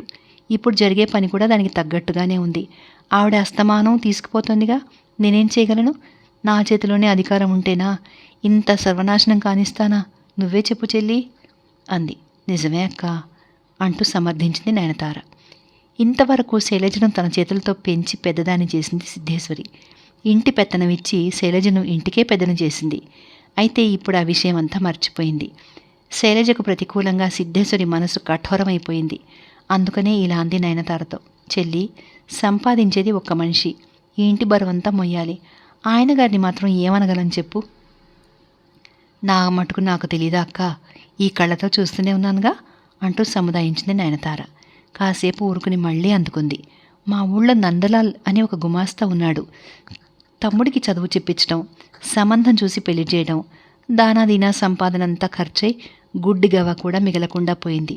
ఉండబట్టలేక ఎప్పుడన్నా భార్య కలగజేసుకోపోతే ఆవిడ్ని మందలిస్తూ మాట పూర్తి కాకుండానే సిద్ధేశ్వరి అంది. అదే చెల్లి, సరిగ్గా ఇలాగే ఉంది నా సంగతి కూడా. తర్వాత అంతే అక్క, తర్వాత ఏముంది? ఆ గుమాస్తా భార్యని ఇలా మందలించేవాడు. ఎందుకు వచ్చిన కంగారు నీకు? మన నరేనున్నాడే, వాడు నీకు మరిది కాదు, కొడుకనుకో. వాడికి పెద్ద చదువు చెప్పించి వకీల్గా చేస్తాను. ముసలాళ్ళమైనాక మనల్ని వాడే పోషిస్తాడు. దీనికోసం ఇంత ఆలోచన ఏమిటి అనేవాడు. కానైతే అతను అనుకున్నదొకటి జరిగిందొకటినో. కలికాల ప్రభావం కదక్కా, ఏం చెప్పను. అన్నగారికి పాపం కంట్లో పువ్వేసింది, బొత్తిగా చూపానలేదు. మరి పనేం చేస్తాడు? నౌకరీ ఊడింది. తమ్ముడు నరేన్ మంచి ఆర్జనపరుడైనాడు. అన్నగారికి కొంత సొమ్ము అప్పిచ్చాడు. దానికి గాను సగం ఆస్తి వేలం వేయించి స్వాధీనం చేసుకున్నాడు. ఇప్పుడు నందలాలకు అడుక్కు తినే పరిస్థితి వచ్చింది. ఆనాడు భార్య మాట వినకపోబట్టి కదా ఇలా చెడిపోయాను అని మొత్తుకుంటాడు. ఇంతకు అతను నరేను పినతల్లి పెత్తండి పిల్లలు కూడా కాదు. నందలాలకు స్వయాన తమ్ముడు నరేన్. ఉలిక్కిపడింది సిద్ధేశ్వరి మనసులో. ఏం చెప్తున్నావు చెల్లి? అబద్ధం కాదక్క, లోకమందరికీ తెలిసిన విషయమే ఇది అన్నది నయనతార. మళ్ళీ సిద్ధేశ్వరి మౌనంగా ఉండిపోయింది. ఇంతకు ముందే శైలజను పిలుద్దామని, వెళ్ళొద్దంటూ బతిలాడదామని అనుకుంది. ఆమె ఇల్లు విడిచిపోకుండా ఏం చేయడమా అని మాటిమాటికి ఆలోచన చేస్తుంది. కానీ నయనతార చెప్పిన నందలాల్ కథ వినడంతోటే సిద్ధేశ్వరి మనసు ఒక్కసారిగా వికలమైపోయింది. ఇంకా ఇప్పుడు మరో చోటికి పోకుండా శైలజను ఆపుదాం అనే కోరిక కాస్త మనసు నుంచి పూర్తిగా పోయింది. కోర్టుకు వెళ్లే హడావిడిలో ఉన్నాడు గిరీశుడు. ఆ సమయంలో వచ్చాడు రమేషుడు. మన గ్రామం పోయి అక్కడ మన ఇంట్లో ఉందామని అనుకుంటున్నాను అన్నాడు. ఎందుకని అన్నాడు గిరీశుడు. ఎవరూ ఉండకపోతే ఇల్లు పాడైపోదు, ఆస్తి సరైన క్రమంలో ఉండదు. అయినా నాకు ఇక్కడ చేసే పని లేదుగా, అందుకనే. అయితే సరే, బాగానే ఉంది అని గిరీశబాబు అంగీకరించాడు. నల్లనివన్నీ నీళ్లు, తెల్లనివన్నీ పాలు అని నమ్మే ఒట్టి అమాయకుడు గిరీశబాబు. ఇప్పుడు చిన్న తమ్ముడి హృదయంలో ఎంత గృహ కలహం ఉందో, ఎంత బాధ దాగి ఉందో అతనికి తెలీదు. ఆయన ఆఫీస్కి వెళ్ళిపోయాడు. వెంటనే వచ్చింది శైలజ పెద్దక్క గదికి. గడప దగ్గరే మోకరిల్లి నమస్కరించింది. ఒక్క ట్రంక్ మాత్రం చేత పట్టుకుని పిల్లలిద్దరిని వెంట పెట్టుకుని ఇంట్లో నుంచి వెళ్ళిపోయింది. మంచం మీద సిద్ధేశ్వరి నిర్జీవిగా పడిపోయింది. నయనతార తన మేడగదిలోకి వెళ్ళి కనుచూపు మేరదాకా వాళ్ళని కిటికీలోంచి తృప్తిగా చూస్తూనే ఉంది. పెద్ద పెద్ద మంచాలు 2 కలిపి పక్క వేస్తారు సిద్ధేశ్వరికి. అంత పెద్ద పక్క మీద కూడా ఆవిడకు జాగా చాలదు. చాలక ముడుచుకు పడుకుంటుంది. ఇలా పడుకోవలసి రావడంతో ఒక్కొక్కప్పుడు కోపం వస్తుంది. ఇంతకు అసలు సంగతి ఏమిటంటే, పిల్లలు పక్కన లేకుండా సిద్ధేశ్వరి పడుకోదు. కానీ పిల్లలు సందడి చేస్తుంటే విశ్రాంతి ఎక్కడా? అందుకని రాత్రంతా ఇంచుమించు ఆవిడకు జాగారమే.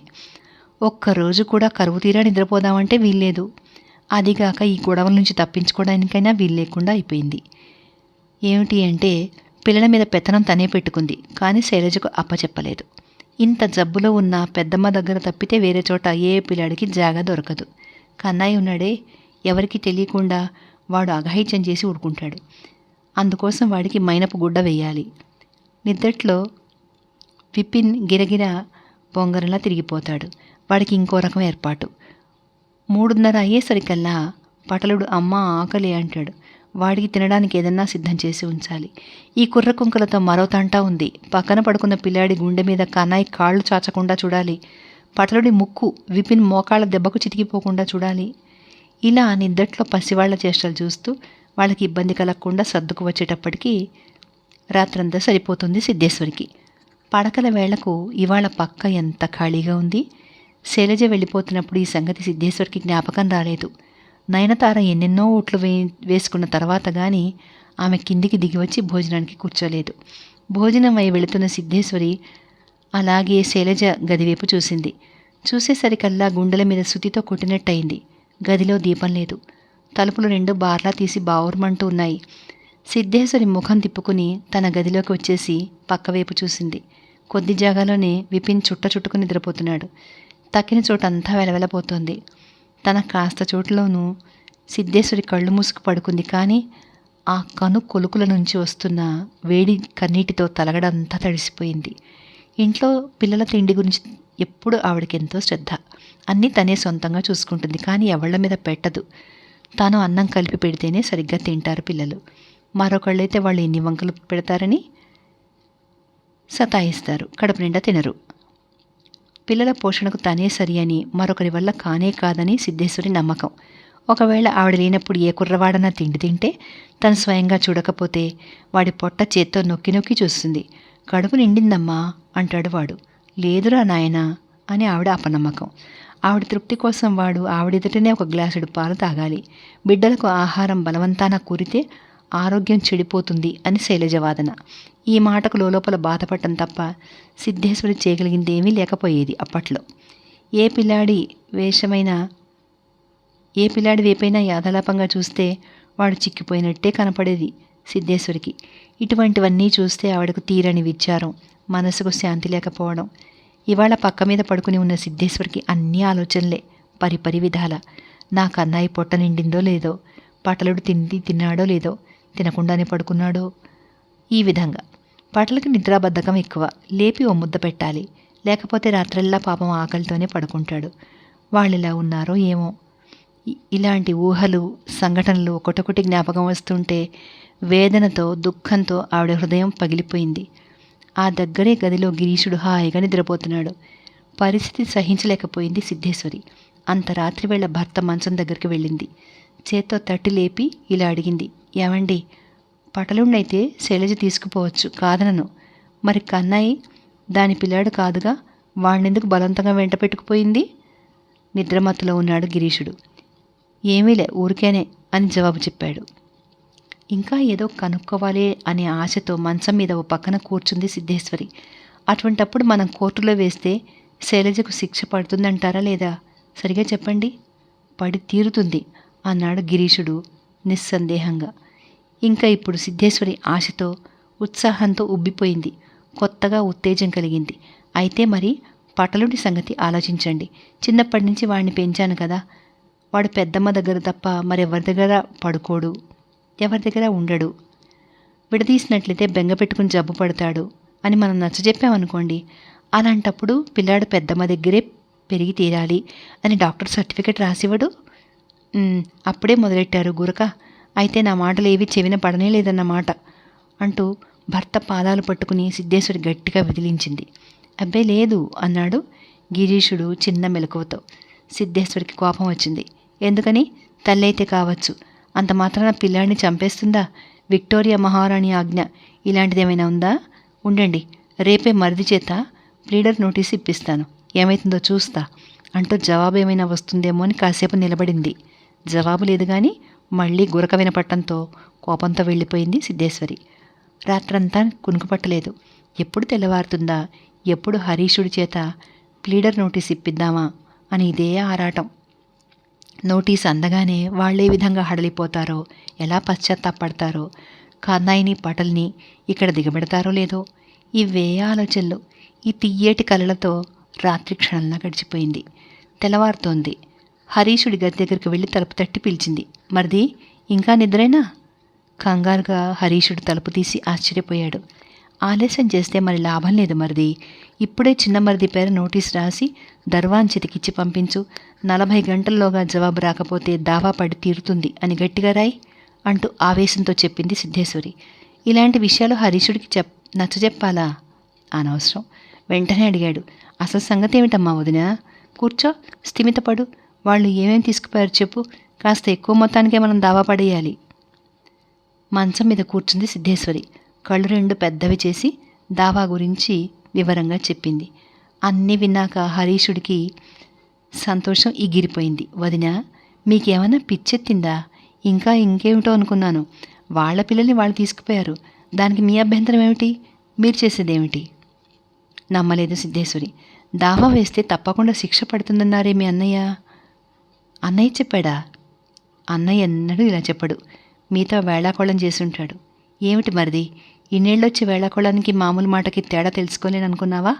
పిల్లాడిని నా దగ్గర ఉండడం ఇష్టం లేకపోతే స్పష్టంగా మొహం మీదనే చెప్పకూడదు అంది. సిగ్గుపడ్డాడు హరీషుడు. ఈ దావా పట్టరు కోర్టువారు కనుక మరో రకంగా ఇంకో కొత్త దావా వేసి వాళ్ళని లొంగదీయడం మంచిది అని వదిన గారికి నచ్చజెప్దామని ఎంతో ప్రయత్నించాడు. సిద్ధేశ్వరికి కోపం రెచ్చిపోయింది. నీ మంచి పని నీ దగ్గరే ఉంచుకోవయ్యా మరిది. నాకా 3 కాలాలు గడిచిపోయాయి, ఇంకొక కాలం మిగిలి ఉంది. దీనికోసమని అబద్ధపు దావా వెయ్యలేను. ఈ లోకంలో నేను జవాబు చెప్పుకోవాల్సినప్పుడు నువ్వేం రావు నా తరఫున వాదించడానికి. ఆ లోకంలో నేను జవాబు చెప్పుకోవాల్సి వచ్చినప్పుడు నువ్వేం రావు నా తరఫున వాదించడానికి. వద్దులే, నువ్వు రాయొద్దు. మణిని పంపించి నాగేంద్రబాబు చేత రాయించుకుంటాలే అని వెళ్ళిపోయింది. రెండో రోజున బజార్ ఖర్చు విషయమై పొద్దుటి నుంచి గణేష్ చక్రవర్తితో పేచీ పడుతోంది సిద్ధేశ్వరి. 12 కుర్చీల రూపాయలకు పైన మరి 2 రూపాయలు ఖర్చయినాయి. మొత్తం 50 పూర్తయింది అని నచ్చజెప్పలేక వాడు పాపం సతమతమవుతున్నాడు. ఈ విషయంలో అధికారం గృహిణికి కొత్తగా వచ్చింది. తన దద్దమ్మ కింద జమకట్టి అందరూ సొమ్ము కాజేస్తున్నారు అని ఆవిడకొక అపోహ ఏర్పడింది. అదేవిధంగా గణేష్ కూడా దొంగిలించి ఉంటాడు, సందేహం లేదు అని ఆమె వాదన. 50 రూపాయలు ఒక కొంగున కట్టడానికి సరిపోతాయి. నాకు చదువురాదని చెప్పి 12 కుర్చీలకు పైగా మరి 2 రూపాయలు ఖర్చయితే 50 పూర్తయినాయని చెప్తావా? ఇంకేం మిగల్లేదు. నాకేమంత లెక్కలు తెలియదు అనుకున్నావు కాబోలు. అమ్మా, పోనీ నీలమ్మ గారిని పిలవండి, నిజం తేలుతుంది అంటున్నాడు విచారంగా. ఇన్నేళ్ళొచ్చాక నన్ను నీళ్ళ చేత చెప్పించుకోమంటావా? నాకన్నా దానికి బాగా తెలుసునా? అబ్బే, ఇదేం సులువుగా లేదు గణేష్. శైలజ లేదు కదా అని మీ ఇష్టం వచ్చినట్టు లెక్క చెప్తామనుకుంటున్నారా? అదేం కుదరదో తెలుసా. అదే ఉంటే నాకు ఈ జంజాటమే లేకపోను. దరిద్రపు మొద్దుని 10 ఏళ్లప్పుడు తోడికోడలుగా చేసుకున్నాను, ఇంటికి తెచ్చుకున్నాను, పెంచి పెద్దదాన్ని చేశాను. ఇప్పుడు ఆవిడ గారు ప్రతాపం చూపిస్తూ ఇంట్లో పిల్లలిద్దరిని వెంట పెట్టుకుని వెళ్ళిపోయింది. వెళ్ళని, కనుక్కుంటా దాని సంగతి. కనయ్యకి కానీ పటల్కి కానీ కాస్తంత ఒంట్లో నలతగా ఉన్నట్టు తెలియాలి. ఇంకా తన దగ్గర వాళ్ళని ఎలా ఉంచుకుంటుందో చూస్తా. నువ్వు ఇప్పుడు వెళ్ళిపో. బాగా గుర్తు తెచ్చుకుని తక్కిన రూపాయలు ఎలా ఖర్చయినాయో మధ్యాహ్నం వచ్చి చెప్పు. ఆ రూపాయలు అసలు ఏం చేశావు అని. ఇలా చెప్పి గణేషుని పంపించింది. వాడు ఏమీ చెప్పలేక మాట్లాడకుండా వెళ్ళిపోయాడు. ఇంతలో నయనతార వచ్చింది. అక్క, నేను ఒక ఇంటి పెత్తనం చేసిందాన్నే. దమ్మిడి దగ్గర నుంచి కరెక్ట్గా లెక్క వేసేదాన్ని. చిన్న కోడలు లేనంత మాత్రాన ఎందుకింత కంగారు? నువ్వు ఇలా విచారపడుతుంటే చూస్తూ ఊరుకోలేను. లెక్కల విషయంలో ఎవరైనా సరే నా ఎదుట టలాయించి మాట్లాడలేరు తెలుసా? బాగానే ఉందే చెల్లి. ఇన్నేళ్ళు నెత్తి మీదకి వచ్చి తగాద పట్ట నాకు మాత్రం ఇష్టం అనుకున్నావా? శైలజ ఉండేది, వచ్చిన సొమ్ము సరిగ్గా లెక్క పెట్టుకోవడం, అవసరమైన ఖర్చు చూసుకోవడం, తక్కింది వెంటనే బ్యాంకుకు పంపించేయడం అన్నీ చేసుకుపోయేది. ఈ పనులని నా వల్ల అవుతాయి గనకనా, కాబట్టి ఇక ముందు అంతా నువ్వే చూసుకోవాలి అని చెప్పింది సిద్ధేశ్వరి. అంతా చెప్పి తాళం చెవులు తన కొంగునే కట్టేసుకుంది. రోజులు గడిచిపోయాయి. ఎన్ని విధాలా చూసినా ఇనపెట్టి తాళం చెవులు మాత్రం తన కొంగును కట్టుకోలేకపోయింది నయనతార. నయనతారకు మంచి నేర్పుంది, చతురత ఉంది. బాగా ఆలోచిస్తే గానీ ఏ పని చేయదు. కానీ ఈ విషయంలో మటుకు ఒక పొరపాటు జరిగే తీరింది. తన స్వార్థం కోసం ఒక అమాయకురాలి హృదయంలో అనుమానపు బీజాలు నాటింది. అవి పరిపక్వానికి వచ్చాయి. తీరా ఆ సమయానికి ఫలితాన్ని అనుభవించే యోగ్యత లేకపోయింది. ఈ విధంగా తనని తానే వంచించుకుంది. శత్రుపక్షాన్ని సందేహించే గుణం మనలో ఉందనుకుందాం. అది అక్కడితో ఆగదు. మిత్రుల పట్ల కూడా క్రమంగా నమ్మకాన్ని తగ్గిస్తుంది. సరిగ్గా అదే జరిగింది ఇప్పుడు. సిద్ధేశ్వరి చిన్న కోడల్ని నమ్మడం మానేసింది. అదేవిధంగా నయనతారను కూడా నమ్మలేకపోయింది. తను పడుకునే సమయానికి సిద్ధేశ్వరికి ఏదో గొప్ప లోటు కనిపించింది. దాంతో ఆమె ఎంతో డీలా పడిపోయింది. ఆ కలవరం కూడా క్రమేపీ తగ్గిపోయింది. మొదట్లో సిద్ధేశ్వరి శైలజ గదివైపు అడుగు పెట్టలేకపోయేది. ఇప్పుడు అతి సులువుగా ఆ వాసార దాటి వచ్చేస్తోంది. లోగడ కన్నాయి పటేళ్ల క్షేమం తెలుసుకోవాలని ఆరాటపడేది. ఇప్పుడు ఆ ఆరాటంలో సగం తరిగిపోయింది. ఈ విధంగా సుఖదుఖాలతో 1 సంవత్సర కాలం గడిచింది. ఇలా ఉండగా ఒక రోజున అకస్మాత్తుగా సిద్ధేశ్వరి చెవుల్లో ఒక వార్త పడింది. వాళ్ళ గ్రామంలో ఆస్తిని గురించి ఇప్పటికి 6 నెలలుగా మర్దితో దావా జరుగుతోందట. స్వయంగా రమేషుడే దావా నడుపుతున్నట్ట. ఆ మాట వినగానే ఆమెకు చెప్పలేని భయంతో ప్రాణాంతకమైంది. భర్త సవ్యమైన మనిషి కాదు. ఆయన నుంచి పూర్తి వివరాలు తెలుసుకోవడం కష్టం. ఈ సంశయంతో ఆమె హరీషుడి దగ్గరికి వెళ్ళి, ఏమయ్యా, మీ అన్నయ్య గారి పైన చిన్నమర్ది వ్యాజ్యం వేశాట అంది. అవునవును, జరుగుతుంది వదినా అన్నాడు హరీషుడు కాస్త హై క్లాస్ నవ్వు నవ్వుతూ. సిద్ధేశ్వరి మొహం పాలిపోయింది. నాకు నమ్మకం కలగలేదు మరిది. ఇంకా సూర్యచంద్రులు ఉదయిస్తున్నారంటావా అంది. మంచానికి ఒక పక్కన ఊలు అలుతూ కూర్చున్న నయనతార తియ్యేటి గొంతుతో, బాగానే ఉదయిస్తున్నాడక్క. ఆ చిన్నమరిది గారి దినబత్యానికేగా 1000 రూపాయలు ఇస్తుండేదానివి. ఆ సొమ్ము అప్పుడేం ఖర్చు కాలే, ఇదిగో ఇప్పుడు. ఆశ్చర్యంతో సిద్ధేశ్వరి కాసేపు మాట్లాడలేదు. అసలు ఎందుకు వేశాడు దావా? ఎందుకేమిటి? చూశాడు. దావా తప్ప మరో దారి వాడికి కనపడలేదు. గ్రామంలో ఆస్తి తప్పితే వేరే మార్గం లేదు. మన తదనంతరం హరికి విపిన్కి ఆస్తి దక్కదు కదా, దానివైపు కంటితో చూడ్డానికైనా ఆస్కారం ఉండదు. వదిన, ఏమైతేనే గ్రామంలో ఉన్న ఆస్తి మీద పూర్తి అధికారం సంపాదించాడు. శిస్తు వసూలు చేసుకోవడం, మింగడం, ఒక పైసా అయినా ఇవ్వకపోవడం, ఇది పద్ధతి. ఆస్తంతా అసలు అన్నయ్య స్వార్జితమేగా. ఏ సంగతి ఉత్తరం రాస్తే జవాబివ్వడు, దొంగ వెధవ. అలాగని వాడినేం వదులుతామా? అదేం కుదరదు. వాణ్ణి ఆ ఇంట్లోంచి వెళ్ళగొట్టేదాకా నిద్రపోని ఏమైనా కానీ. క్షణం ఊరుకుంది సిద్ధేశ్వరి. సరే కానీ అతనైనా పిల్లల్ని దాన్ని వదిలేసి ఎక్కడికి పోగలడు? ఆ గొడవ మనకెందుకు వదినా? మీ అన్నయ్య ఏమన్నారు? అన్నయ్య తిన్ననైన వాడైతే ఈ తిప్పలెందుకు? అన్నయ్య నీ తిండి తింటూ నీ ఆస్తికే ఎసరు పెడదామని చూస్తున్నాడు అని ఎన్నో విధాల నచ్చజెప్పడానికి చూశాను. ఏం చెప్పినా పిసరంతా పట్టించుకోడు. మరో విషయం, ఇప్పుడు ఈ దావాయే కాకుండా క్రిమినల్లో కూడా అన్నయ్యని ఇరికిద్దామని చూశాడు. ఎంతో కష్టం మీద తప్పించాను అన్నాడు. రోషంతో రొప్పుతోంది నయనతార. చిన్నమ్మరితే దోషి అని అనుకుందాం అక్క, మరైతే చిన్న కోడలు ఎలా ఒప్పుకుంది అంట. మనమంతా దుష్టులం దుర్మార్గులం అయితే కావచ్చు, కానీ బావగారు కేవలం పరమ సాత్వికమూర్తి కదా. ఈ సంగతి ఆవిడకి కూడా బాగా తెలుసుగా. ఆ ధర్మరాజుని జైలుకి పంపిస్తే దానికి కలిసొచ్చేదేమిటో దాని బొంద. నిలువునా వణికిపోయింది సిద్ధేశ్వరి. నోటంట ఒక్క మాటైనా రాలేదు. మాట్లాడకుండా అక్కడి నుంచి వెళ్ళిపోయింది. సరాసరి భర్త గదిని చేరుకుంది. గదిలో గిరీషుడు వ్యాజ్యపు కాగితాలు చూస్తున్నాడు. భార్య మొహం పాలిపోయి ఉండడం కనిపెట్టాడు గిరీషుడు. ఇవాళ జ్వరం తగిలిందా అని అడిగాడు. ఎంత అదృష్టం. ఎంత కాలానికి ఈ మాట అడిగారు? అంతే చాలు అంది ఎంతో అభిమానంతో. బాగానే ఉంది, అడక్కపోతే మరి ఎలాగనుకున్నావు? మొన్ననే మణిని పిలిచి మీ అమ్మకు మందిస్తున్నావా లేదా అని అడిగాను. అయినా ఈ కాల పిల్లలు తండ్రి మాట కూడా వినిపించుకోవడం మానేశారులే అన్నాడు విచారంగా. ఈ ముసలితనంలో కూడా ఇంకా అబద్ధాలే. మణి అలహాబాద్ వెళ్ళి 15 రోజులైంది కదా వాళ్ళ పినిగారింటికి. ఊరికి వెళ్ళిన మణిని మొన్న పిలిచి నా సంగతి ఎలా అడిగారండి మీరు? బాగుందిలేండి, ఎన్నడూ అడగని వారు ఇప్పుడు మాత్రం అడుగుతారు గనకనా. సరే గాని పోనివ్వండి. ఇందుకోసం రాలేదు నేను. చిన్నమరిదితో దావా జరుగుతోంది కదా, ఆ సంగతి తెలుసుకుందామని. ఒక్కసారి ఉరిమినట్టుగా అన్నాడు గిరీషుడు. వట్టి దొంగ వెధవ, ఎందుకు పనికి రాకుండా పోయాడు. ఆస్తంతా నాశనం చేశాడు. చూస్తున్నాగా వాడి వాలకం. వాడిని వెళ్ళకొడితే కానీ లాభం లేదు. అంతా తగలేశాడు, సర్వనాశనం చేశాడు. మరి సర్వనాశనమే చేశాడనుకుందాం. అయితే వ్యాజ్యానికి సొమ్మెక్కడి నుంచి వచ్చిందండి అతగాడికి అని ప్రశ్నించింది సిద్ధేశ్వరి. ఆ సమయాన మేడగదిలో పిల్లలు చదువుకుంటున్నారు. ఆ గది దిగి హరీషుడు పోబోతున్నాడు. అన్నగారు గట్టిగా మాట్లాడడం విని గదికే వచ్చాడు. సొమ్ము విషయం ఇంతకు ముందే కదా వదినా మీ చెల్లెలు చెప్పింది. వ్యాపారం చేస్తానంటే అన్నయ్య 4000 ఇచ్చాడుగా, అది దగ్గరే ఉంది, ఇంకా ఖర్చు కాలేదు. అదిగాక ఇప్పటిదాకా సొమ్ము వసూలు లెక్క అన్ని చిన్న కోడల అధీనమే కదా అన్నాడు. ఆవేశంతో గిరీషుడు అన్నాడు. నా సర్వస్వం హరించాడు, ఇంగిత జ్ఞానం లేని వెధవ. ఏమన్నా మిగిల్చాడా హరీష్? శుక్రవారం నాడు కోర్టుకు వచ్చి ఇల్లు మరమ్మతులని 500 పట్టుకుపోయాడు. హరీషుడు నిర్ఘాంతపోయాడు. ఏమిటన్నయ్యా ఇది? 500? ఎంత ధైర్యం! వీడికి హద్దు పద్దు లేదు. గిరీషుడు అన్నాడు. వాడి ధైర్యమే చెప్పుకోవాలి. ఏదో పెద్ద అవసరంట, ఇక్కడ అక్కడ మరమ్మతులు చేయించాలట, లేకపోతే పని జరగదుట. ఎన్నెన్నో చదివాడు. ఇంట్లో ఇబ్బందులుట, బట్టలుట, ధాన్యం కొనాలట, ఇంకా ఏవేవో చెప్పాడు. మరో 300 కావాలన్నాడు. సిగ్గు లేకపోతే సరి. తర్వాత వాడికి సిగ్గు బిడియం ఉంటేనే అవన్నీ ఏనాడో వేశాడు. దానాదీనా మొత్తం 800 ఇస్తే కానీ కదలలేదు. ఇచ్చేసావా? ఇవ్వంది వదిలితేనా? ఎప్పట్లాగానే హరీషుడి మొహం ఎర్రబడింది. కొద్దిసేపటికి స్థిమితపడి కోపం తగ్గాక ఇలా అన్నాడు. అయితే దావా వల్ల లాభమే ఉంటుంది అన్నయ్య. మరేం లేదు, వట్టి చవట. రాత్రి పగలు పేకాడడం, తినడం, పడుకోవడం, అంతేగాని బతుకు తెరువుకి దారి చూసుకునే తెలివితేటలు లేవు. గుళ్ళో శిలా విగ్రహాన్ని స్థాపన చేయడం లేదు అందరూ. మనము సరిగ్గా అలాగే చేశాం. వాణ్ణి మన ఇంట్లో స్థాపించుకున్నాం.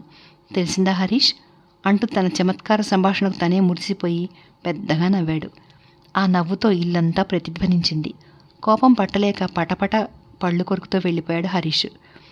వెళుతూ ఇలా అన్నాడు. సరేలే, ఆ సంగతి ఏమిటో నేనే స్వయంగా చూస్తా. ఆనాడు మాఘశుద్ధ సప్తమి, కోర్టు వాయిదా రోజు. దీనికి 2 రోజుల ముందుగా చిన్న సంఘటన జరిగింది. వాళ్ళ గ్రామంలో ఒక పిల్లకు పెళ్ళి. కన్యాదాత వచ్చి గిరీశుడి 2 చేతులు పట్టుకుని, బాబు, మీరు స్వయంగా వచ్చి కార్యం జరిపించాలి, తప్పకుండా దయచేయాలి, ఇదే నా కోరిక అని మరీ మరీ ప్రార్థించాడు.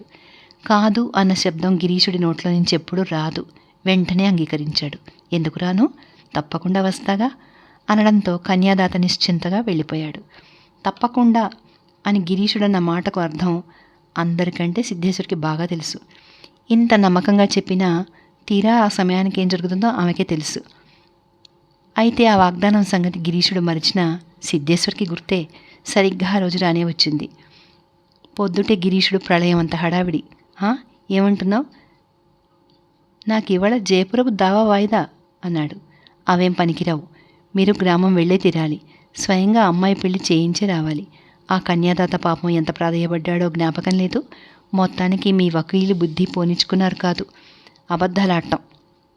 ఇహం మాట ఎలా ఉన్నా పరం అంటే కాస్త భయపడాలి సుమండి అన్నది సిద్ధేశ్వరి.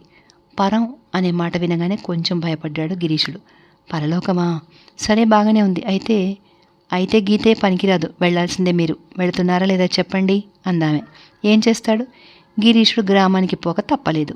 బయలుదేరాడు. వెళ్ళేటప్పుడు సిద్ధేశ్వరి పిల్లలిద్దరినీ అంటూ మృదువుగా అంటూ ఒక్క శోకం పెట్టింది. సరే చూస్తాలే అని చెప్పి గిరీశుడు కనుమరుగైనాడు. అయితే ఆ చూసేదేమిటో భార్యాభర్తల్లో ఒక్కరూ గ్రహించలే. అప్పుడు నయనతార సైగ చేసి సిద్ధేశ్వరిని పిలిచి ఏకాంతంగా ఇలా అన్నది. ఆ ఇంట్లో తిండి గిండి ఏమీ తినవద్దని బావగారితో చెప్పారు కారే అంది. ఏ అని అడిగింది సిద్ధేశ్వరి. ఏమో, ఎవరికి తెలుసు ఏం జరుగుతుందో అంది నయనతార గంభీరమైన మొహంతో. అప్పటికి సిద్ధేశ్వరి కళ్ళ వెంట నీళ్ల చుక్కలు రాలుతూనే ఉన్నాయి.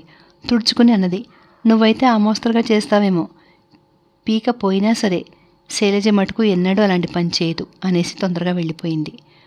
రమేషుడు పట్నం పోయి దావాకు హాజరవ్వాలి. అందుకని 2 రోజుల ముందు నుంచి కూడా తయారీలోనే ఉన్నాడు. శైలజ అక్కడ లేదు, పూజాగృహంలో ఉంది. ఒంటి మీద ఆఖరు నగ తీసింది. చేతులు జోడించి మనసులో భగవంతుని ప్రార్థించింది. భగవాన్, ఇదే నాకున్న చిట్ట చివరి నగ, ఇంకేమీ లేదు. తిండి లేక బిడ్డలు మాడిపోతున్నారు. విచారంతో కృంగి కృషించిపోయి నా భర్త చిక్కి సగమైనారు. బొమికల గూడు తప్ప మరేమీ మిగల్లేదు. దేవా, ఏ విధంగా ఈ దీనురాలికి నిష్కృతి కలిగిస్తావో అంతా నీదే భారం. అరే కన్నయ్, పటల్! ఉలిక్కి పడింది శైలజ. బావగారి కంఠం. కిటికీ సందులోంచి చూసింది. ఆయనే. ఆ పండిపోయిన జుట్టు, నెరిసిన మీసం, ఆ శాంతమూర్తే, ఆ సౌమ్యమూర్తే. ఇదివరకు ఎలా ఉండేవారో సరిగ్గా ఇప్పుడు అలాగే ఉన్నారు. ఎక్కడా మార్పే లేదు. చదువుతున్న కనయ్ ఆ మట్టున పరిగెత్తుకుని వచ్చి పాదాలకు నమస్కరించాడు. పటల్ ఆట వదిలి వగరుస్తూ ఉరుకల మీద వచ్చేశాడు. ఇద్దరిని చెరవ చంకన ఎత్తుకున్నాడాయన. ఆ వెంటనే లోపల నుంచి రమేష్ బయటకు వచ్చి నమస్కారం చేశాడు. ఎక్కడికి ప్రయాణం అన్నాడు గిరీశుడు. జిల్లా కోర్టుకి అన్నాడు భయపడుతూ అస్పష్టంగా. వెధవి దొరికావు. నా సొమ్ము తిని నా మీద వ్యాజ్యం వేస్తావురా? పైసా కూడా నీకు ఆస్తి ముట్టనివ్వను. పో, నా ఇంట్లోంచి పో. క్షణం ఉండడానికి వీలేదు. కట్టుబట్టలతో లేచిపో అని నిప్పులు చెరిగాడు గిరీశుడు. ఒక్క మాట కూడా మాట్లాడలేదు రమేషుడు. తలెత్తి అన్నగారి మొహం కేసైనా చూడలేదు. నుంచిన పళంగా వెళ్ళిపోయాడు. అన్నగారంటే తనకి ఎంతో భక్తి, గౌరవం. అదేవిధంగా ఆయన్ని బాగా అర్థం చేసుకున్నాడు. ఆ వెళ్ళిపోవడంలోనే అతని నిస్సహాయత లేమి ఇమిడి ఉన్నాయి. తర్వాత శైలజ వచ్చింది. కొంగు మెడమించి వేసుకుని ఉండి అలాగే మోకరిల్లి వందనం చేసింది. రామ్మా, ఇలా రామ్మా అన్నాడు గిరీశుడు ఆమెను ఆశీర్వదిస్తూ. ఆయన కంఠంలో కాఠిన్యం కానీ ఆవేశం కానీ కనిపించవు. అప్పుడే వచ్చిన కొత్త వాళ్ళు ఎవరైనా చూస్తే ఈ మనిషి ఇంతకుముందు కోపంతో అరిచాడని తిట్టాడని ఏమీ అనుకోలేరు. ఏ విషయం కానీ సామాన్యంగా దృష్టి పెట్టి అంతగా పట్టించుకోడు గిరీశుడు. కానీ ఇవాళ అతని దృష్టికి అంత శక్తి ఎలా వచ్చిందో ఆశ్చర్యం. శైలజను చూస్తూ ఒంటి మీద నగలేం కనపట్లేదేంటమ్మా అని అడిగాడు. వంచిన తల ఎత్తకుండా మౌనంగా నిలబడింది శైలజ. గిరీశుడి కంఠం ఒక్క మెట్టు పైకెక్కింది. ఆ పంది వెధవగాని అమ్మకు తిన్నాడా? ఎవరివనుకున్నాడు నగలు? నావి, నా సొత్తు. ఉండు, వాణ్ణి జైలుకు పంపిస్తే కానీ వదలను అన్నాడు. సప్తమి రోజున దావా తీర్పు చెప్తారు. ఆ సాయంత్రం వాడిపోయిన మొహంతో కోర్టు నుంచి ఇంటికి వచ్చాడు హరీషుడు. బట్టలు మార్చనే లేదు. పక్క మీద చరికి పడ్డాడు. అంతులేని విచారంతో ఉంది నయనతార. భర్తను ఎన్ని వందల ప్రశ్నలు వేసిందో. కబురు తెలియటంతోటే సిద్ధేశ్వరి వచ్చింది. ఆవిడ రాగానే హరీషుడు గప్పున రెండో పక్కకు తిరిగి మాట్లాడకుండా పడుకున్నాడు. అతను దావాలో ఓడిపోయాడు. అందరికీ తెలిసిపోయింది. ఇందులో సందేహం ఏమీ లేదు. తోడికోడలిద్దరూ మాటిమాటికి ఓదారుస్తున్నారు. వ్యాజ్యం అంటే గెలుపు ఓటమి రెండు ఉండనే ఉంటాయి. జయాపజయాలు మన ఇష్టం కాదు. ఇంకా ఇప్పుడు ఇందులో ఓడిపోతే పోని, దీనిపైన హైకోర్టు ఉంది. కర్మంచాలక అక్కడ మన పక్షం పోతే ఇంగ్లాండ్కు అప్పీల్ చేసుకోవచ్చు. దానికి ఇంకా బోలెడంత వ్యవధి ఉంది, అవకాశం ఉంది. కనుక ధైర్యంతో ఉండాలి. కానీ ఈ పాటిదానికి ఇప్పటి నుంచి కాళ్ళు చేతులు వేలాడేసుకుని కూర్చోవడం ఎందుకు? ఆడవాళ్ళిద్దరికీ ఉన్నపాటి ఆశ నమ్మకము వకీలైనా కూడా హరీషుడిలో లేదు. సిద్ధేశ్వరికి విసుగొచ్చేసింది. హరీషుని తట్టి ఇలా అంది, ఏమిటయ్యా మరిది, నేను చెప్తున్నానా, మీ దావా తప్పకుండా గెలుచుకుంటారు. ఎంత సొమ్మైనా సరే నేను మదుపు పెడతా. జంకకు హైకోర్టుకు అప్పీల్ చేయి, తప్పకుండా నెగ్గుతావు. నేను ఆశీర్వదిస్తున్నా కదా అని ప్రోత్సహించింది. ఇప్పటిదాకా మౌనంగా ఉన్న హరీషుడు ఇటువైపు తిరిగి అన్నాడు, మరి లాభం లేదు వదినా. ఇప్పుడు ఇంకేమీ లాభం లేదు, అంతా అయిపోయింది. హైకోర్టుకు వెళ్ళేది, ఇంగ్లాండ్ పోయి అప్పీల్ చేసేది, ఇంకా దారేమీ లేదు. ఏమంటే లోగడ అన్న కొన్నదంతా అన్నయ్య పేరు మీదుగా. ఇప్పుడు ఆయన గ్రామం వెళ్ళాడు కదా, చిన్న కోడలి పేరిట దానపట్టా రాసేశాడు. రిజిస్ట్రీ కూడా అయిపోయింది. ఇహ మన గ్రామం వైపు మొహం తిప్పడానికైనా వీలు లేకుండా అయిపోయింది. తోడికోడలిద్దరూ ఒకళ్ళ వైపు ఒకళ్ళు చూస్తూ రాతిబొమ్మలైపోయారు. సాయంకాలం గిరీషుడు వచ్చాడు. అతను వచ్చిన తర్వాత జరిగిన సంగతులు వర్ణించి చెప్పడానికి ఎవ్వరి వల్ల కాలేదు. పిచ్చి పని అన్నారు అందరూ. కాస్తంతైనా జ్ఞానం ఉంటేనా అని తిట్టిపోశారు. ఎవరిష్టం వచ్చినట్టు వాళ్ళు నోళ్లు పారేసుకున్నారు. అయితే ఇంతమందికి వ్యతిరేకంగా నిలబడి ఇది తప్ప వేరే దారి లేదయ్యా అంటూ నచ్చజెప్పబోయాడు గిరీషుడు. దరిద్రుడు, చవట, దొంగ వెధవ, చిన్న కోడలి నగలన్నీ అమ్ముకు తిన్నాడు. కాస్తంత ఆలస్యమైతే ఇంటి దూలాలు ఇటుకలు కూడా ఖాళీ చేసేవాడే. గ్రామంలో మాకు ఉంచుకున్న 7 తరాల నాటి ఆస్తి నామరూపాలు లేకుండా చేశాడు బడవ అన్నాడు. కాస్త తమాయించుకుని మళ్ళీ అన్నాడు, ఈ సమస్యతో బుర్ర వేడెక్కిపోయింది. ఎన్నో విధాలు ఆలోచించాను. అవమాన భారంతో కుంగి మునిగిపోవడానికి సిద్ధంగా ఉంది మా చటర్జీ వంశం. ఇంకేం చేసేది? ఆ వంశంలో వాడినే కదా నేను. నాకు నిష్కృతి కలిగించుకుని వచ్చాను. మా వంశాన్ని కాపాడే దారి బాగు చేసుకొచ్చాను అన్నాడు. సిద్ధేశ్వరి ఒక్కరితే ఇంతవరకు ఏం మాట్లాడకుండా ఒక మూల కూర్చుంది. మంచి అనలేదు, చెడు అనలేదు. అందరూ వెళ్ళిపోయారు. తర్వాత భర్త దగ్గరికి వచ్చింది. కళ్ళనీళ్లు కుక్కుంటూ ఆయన పాదాల మీద తన తల వంచి నమస్కరించింది. క్షమించండి, నన్ను క్షమించండి. ఒక మాట కాదు, పలుకు కాదు, నోటికి వచ్చినట్టెల్లా అనేశాను మిమ్మల్ని. పాపం ముట్టగట్టుకున్నాను. ఇప్పటిదాకా అంధకారంలో ఉండిపోయాను. వాళ్ళందరికంటే మీలో గొప్పదనం ఇప్పటికీ గ్రహించగలిగాను అంది. ఆ మాటలకు గిరీషుడు ఉబ్బిపోయాడు. సంతోషంతో మాటిమాటికి తలాడిస్తూ, చూసావా మరి, నా దృష్టి ఎన్ని వేపుల ప్రసరిస్తుందో తెలుసుకున్నావా ఇప్పుడు? రమేషుడు నిన్నటి కుర్రకుంక. నా కళ్ళలో దుమ్ము కొడదామని చూశాడు. నా కష్టార్జితమంతా నాశనం చేశాడు. అందుకనే ఈ ఉపాయం ఆలోచించా. దీంతో వాణ్ణి అక్కడ బంధించి వచ్చా. ఇక వాడి ఆటలేం సాగవులే అని తన మాటలోని వ్యంగ్యాన్ని తలుచుకుని గట్టిగా నవ్వుతున్నాడు. ఆ నవ్వుతో ఇల్లంతా ప్రతిధ్వనించింది. చటర్జీ వంశానికి, వాళ్ళ ఆస్తికి, ఆ వంశ గౌరవ మర్యాదలకు నిష్కృతి కలిగింది. ఇదండి మన నవల. తప్పకుండా లైక్ చేస్తారు కదా. Thank you.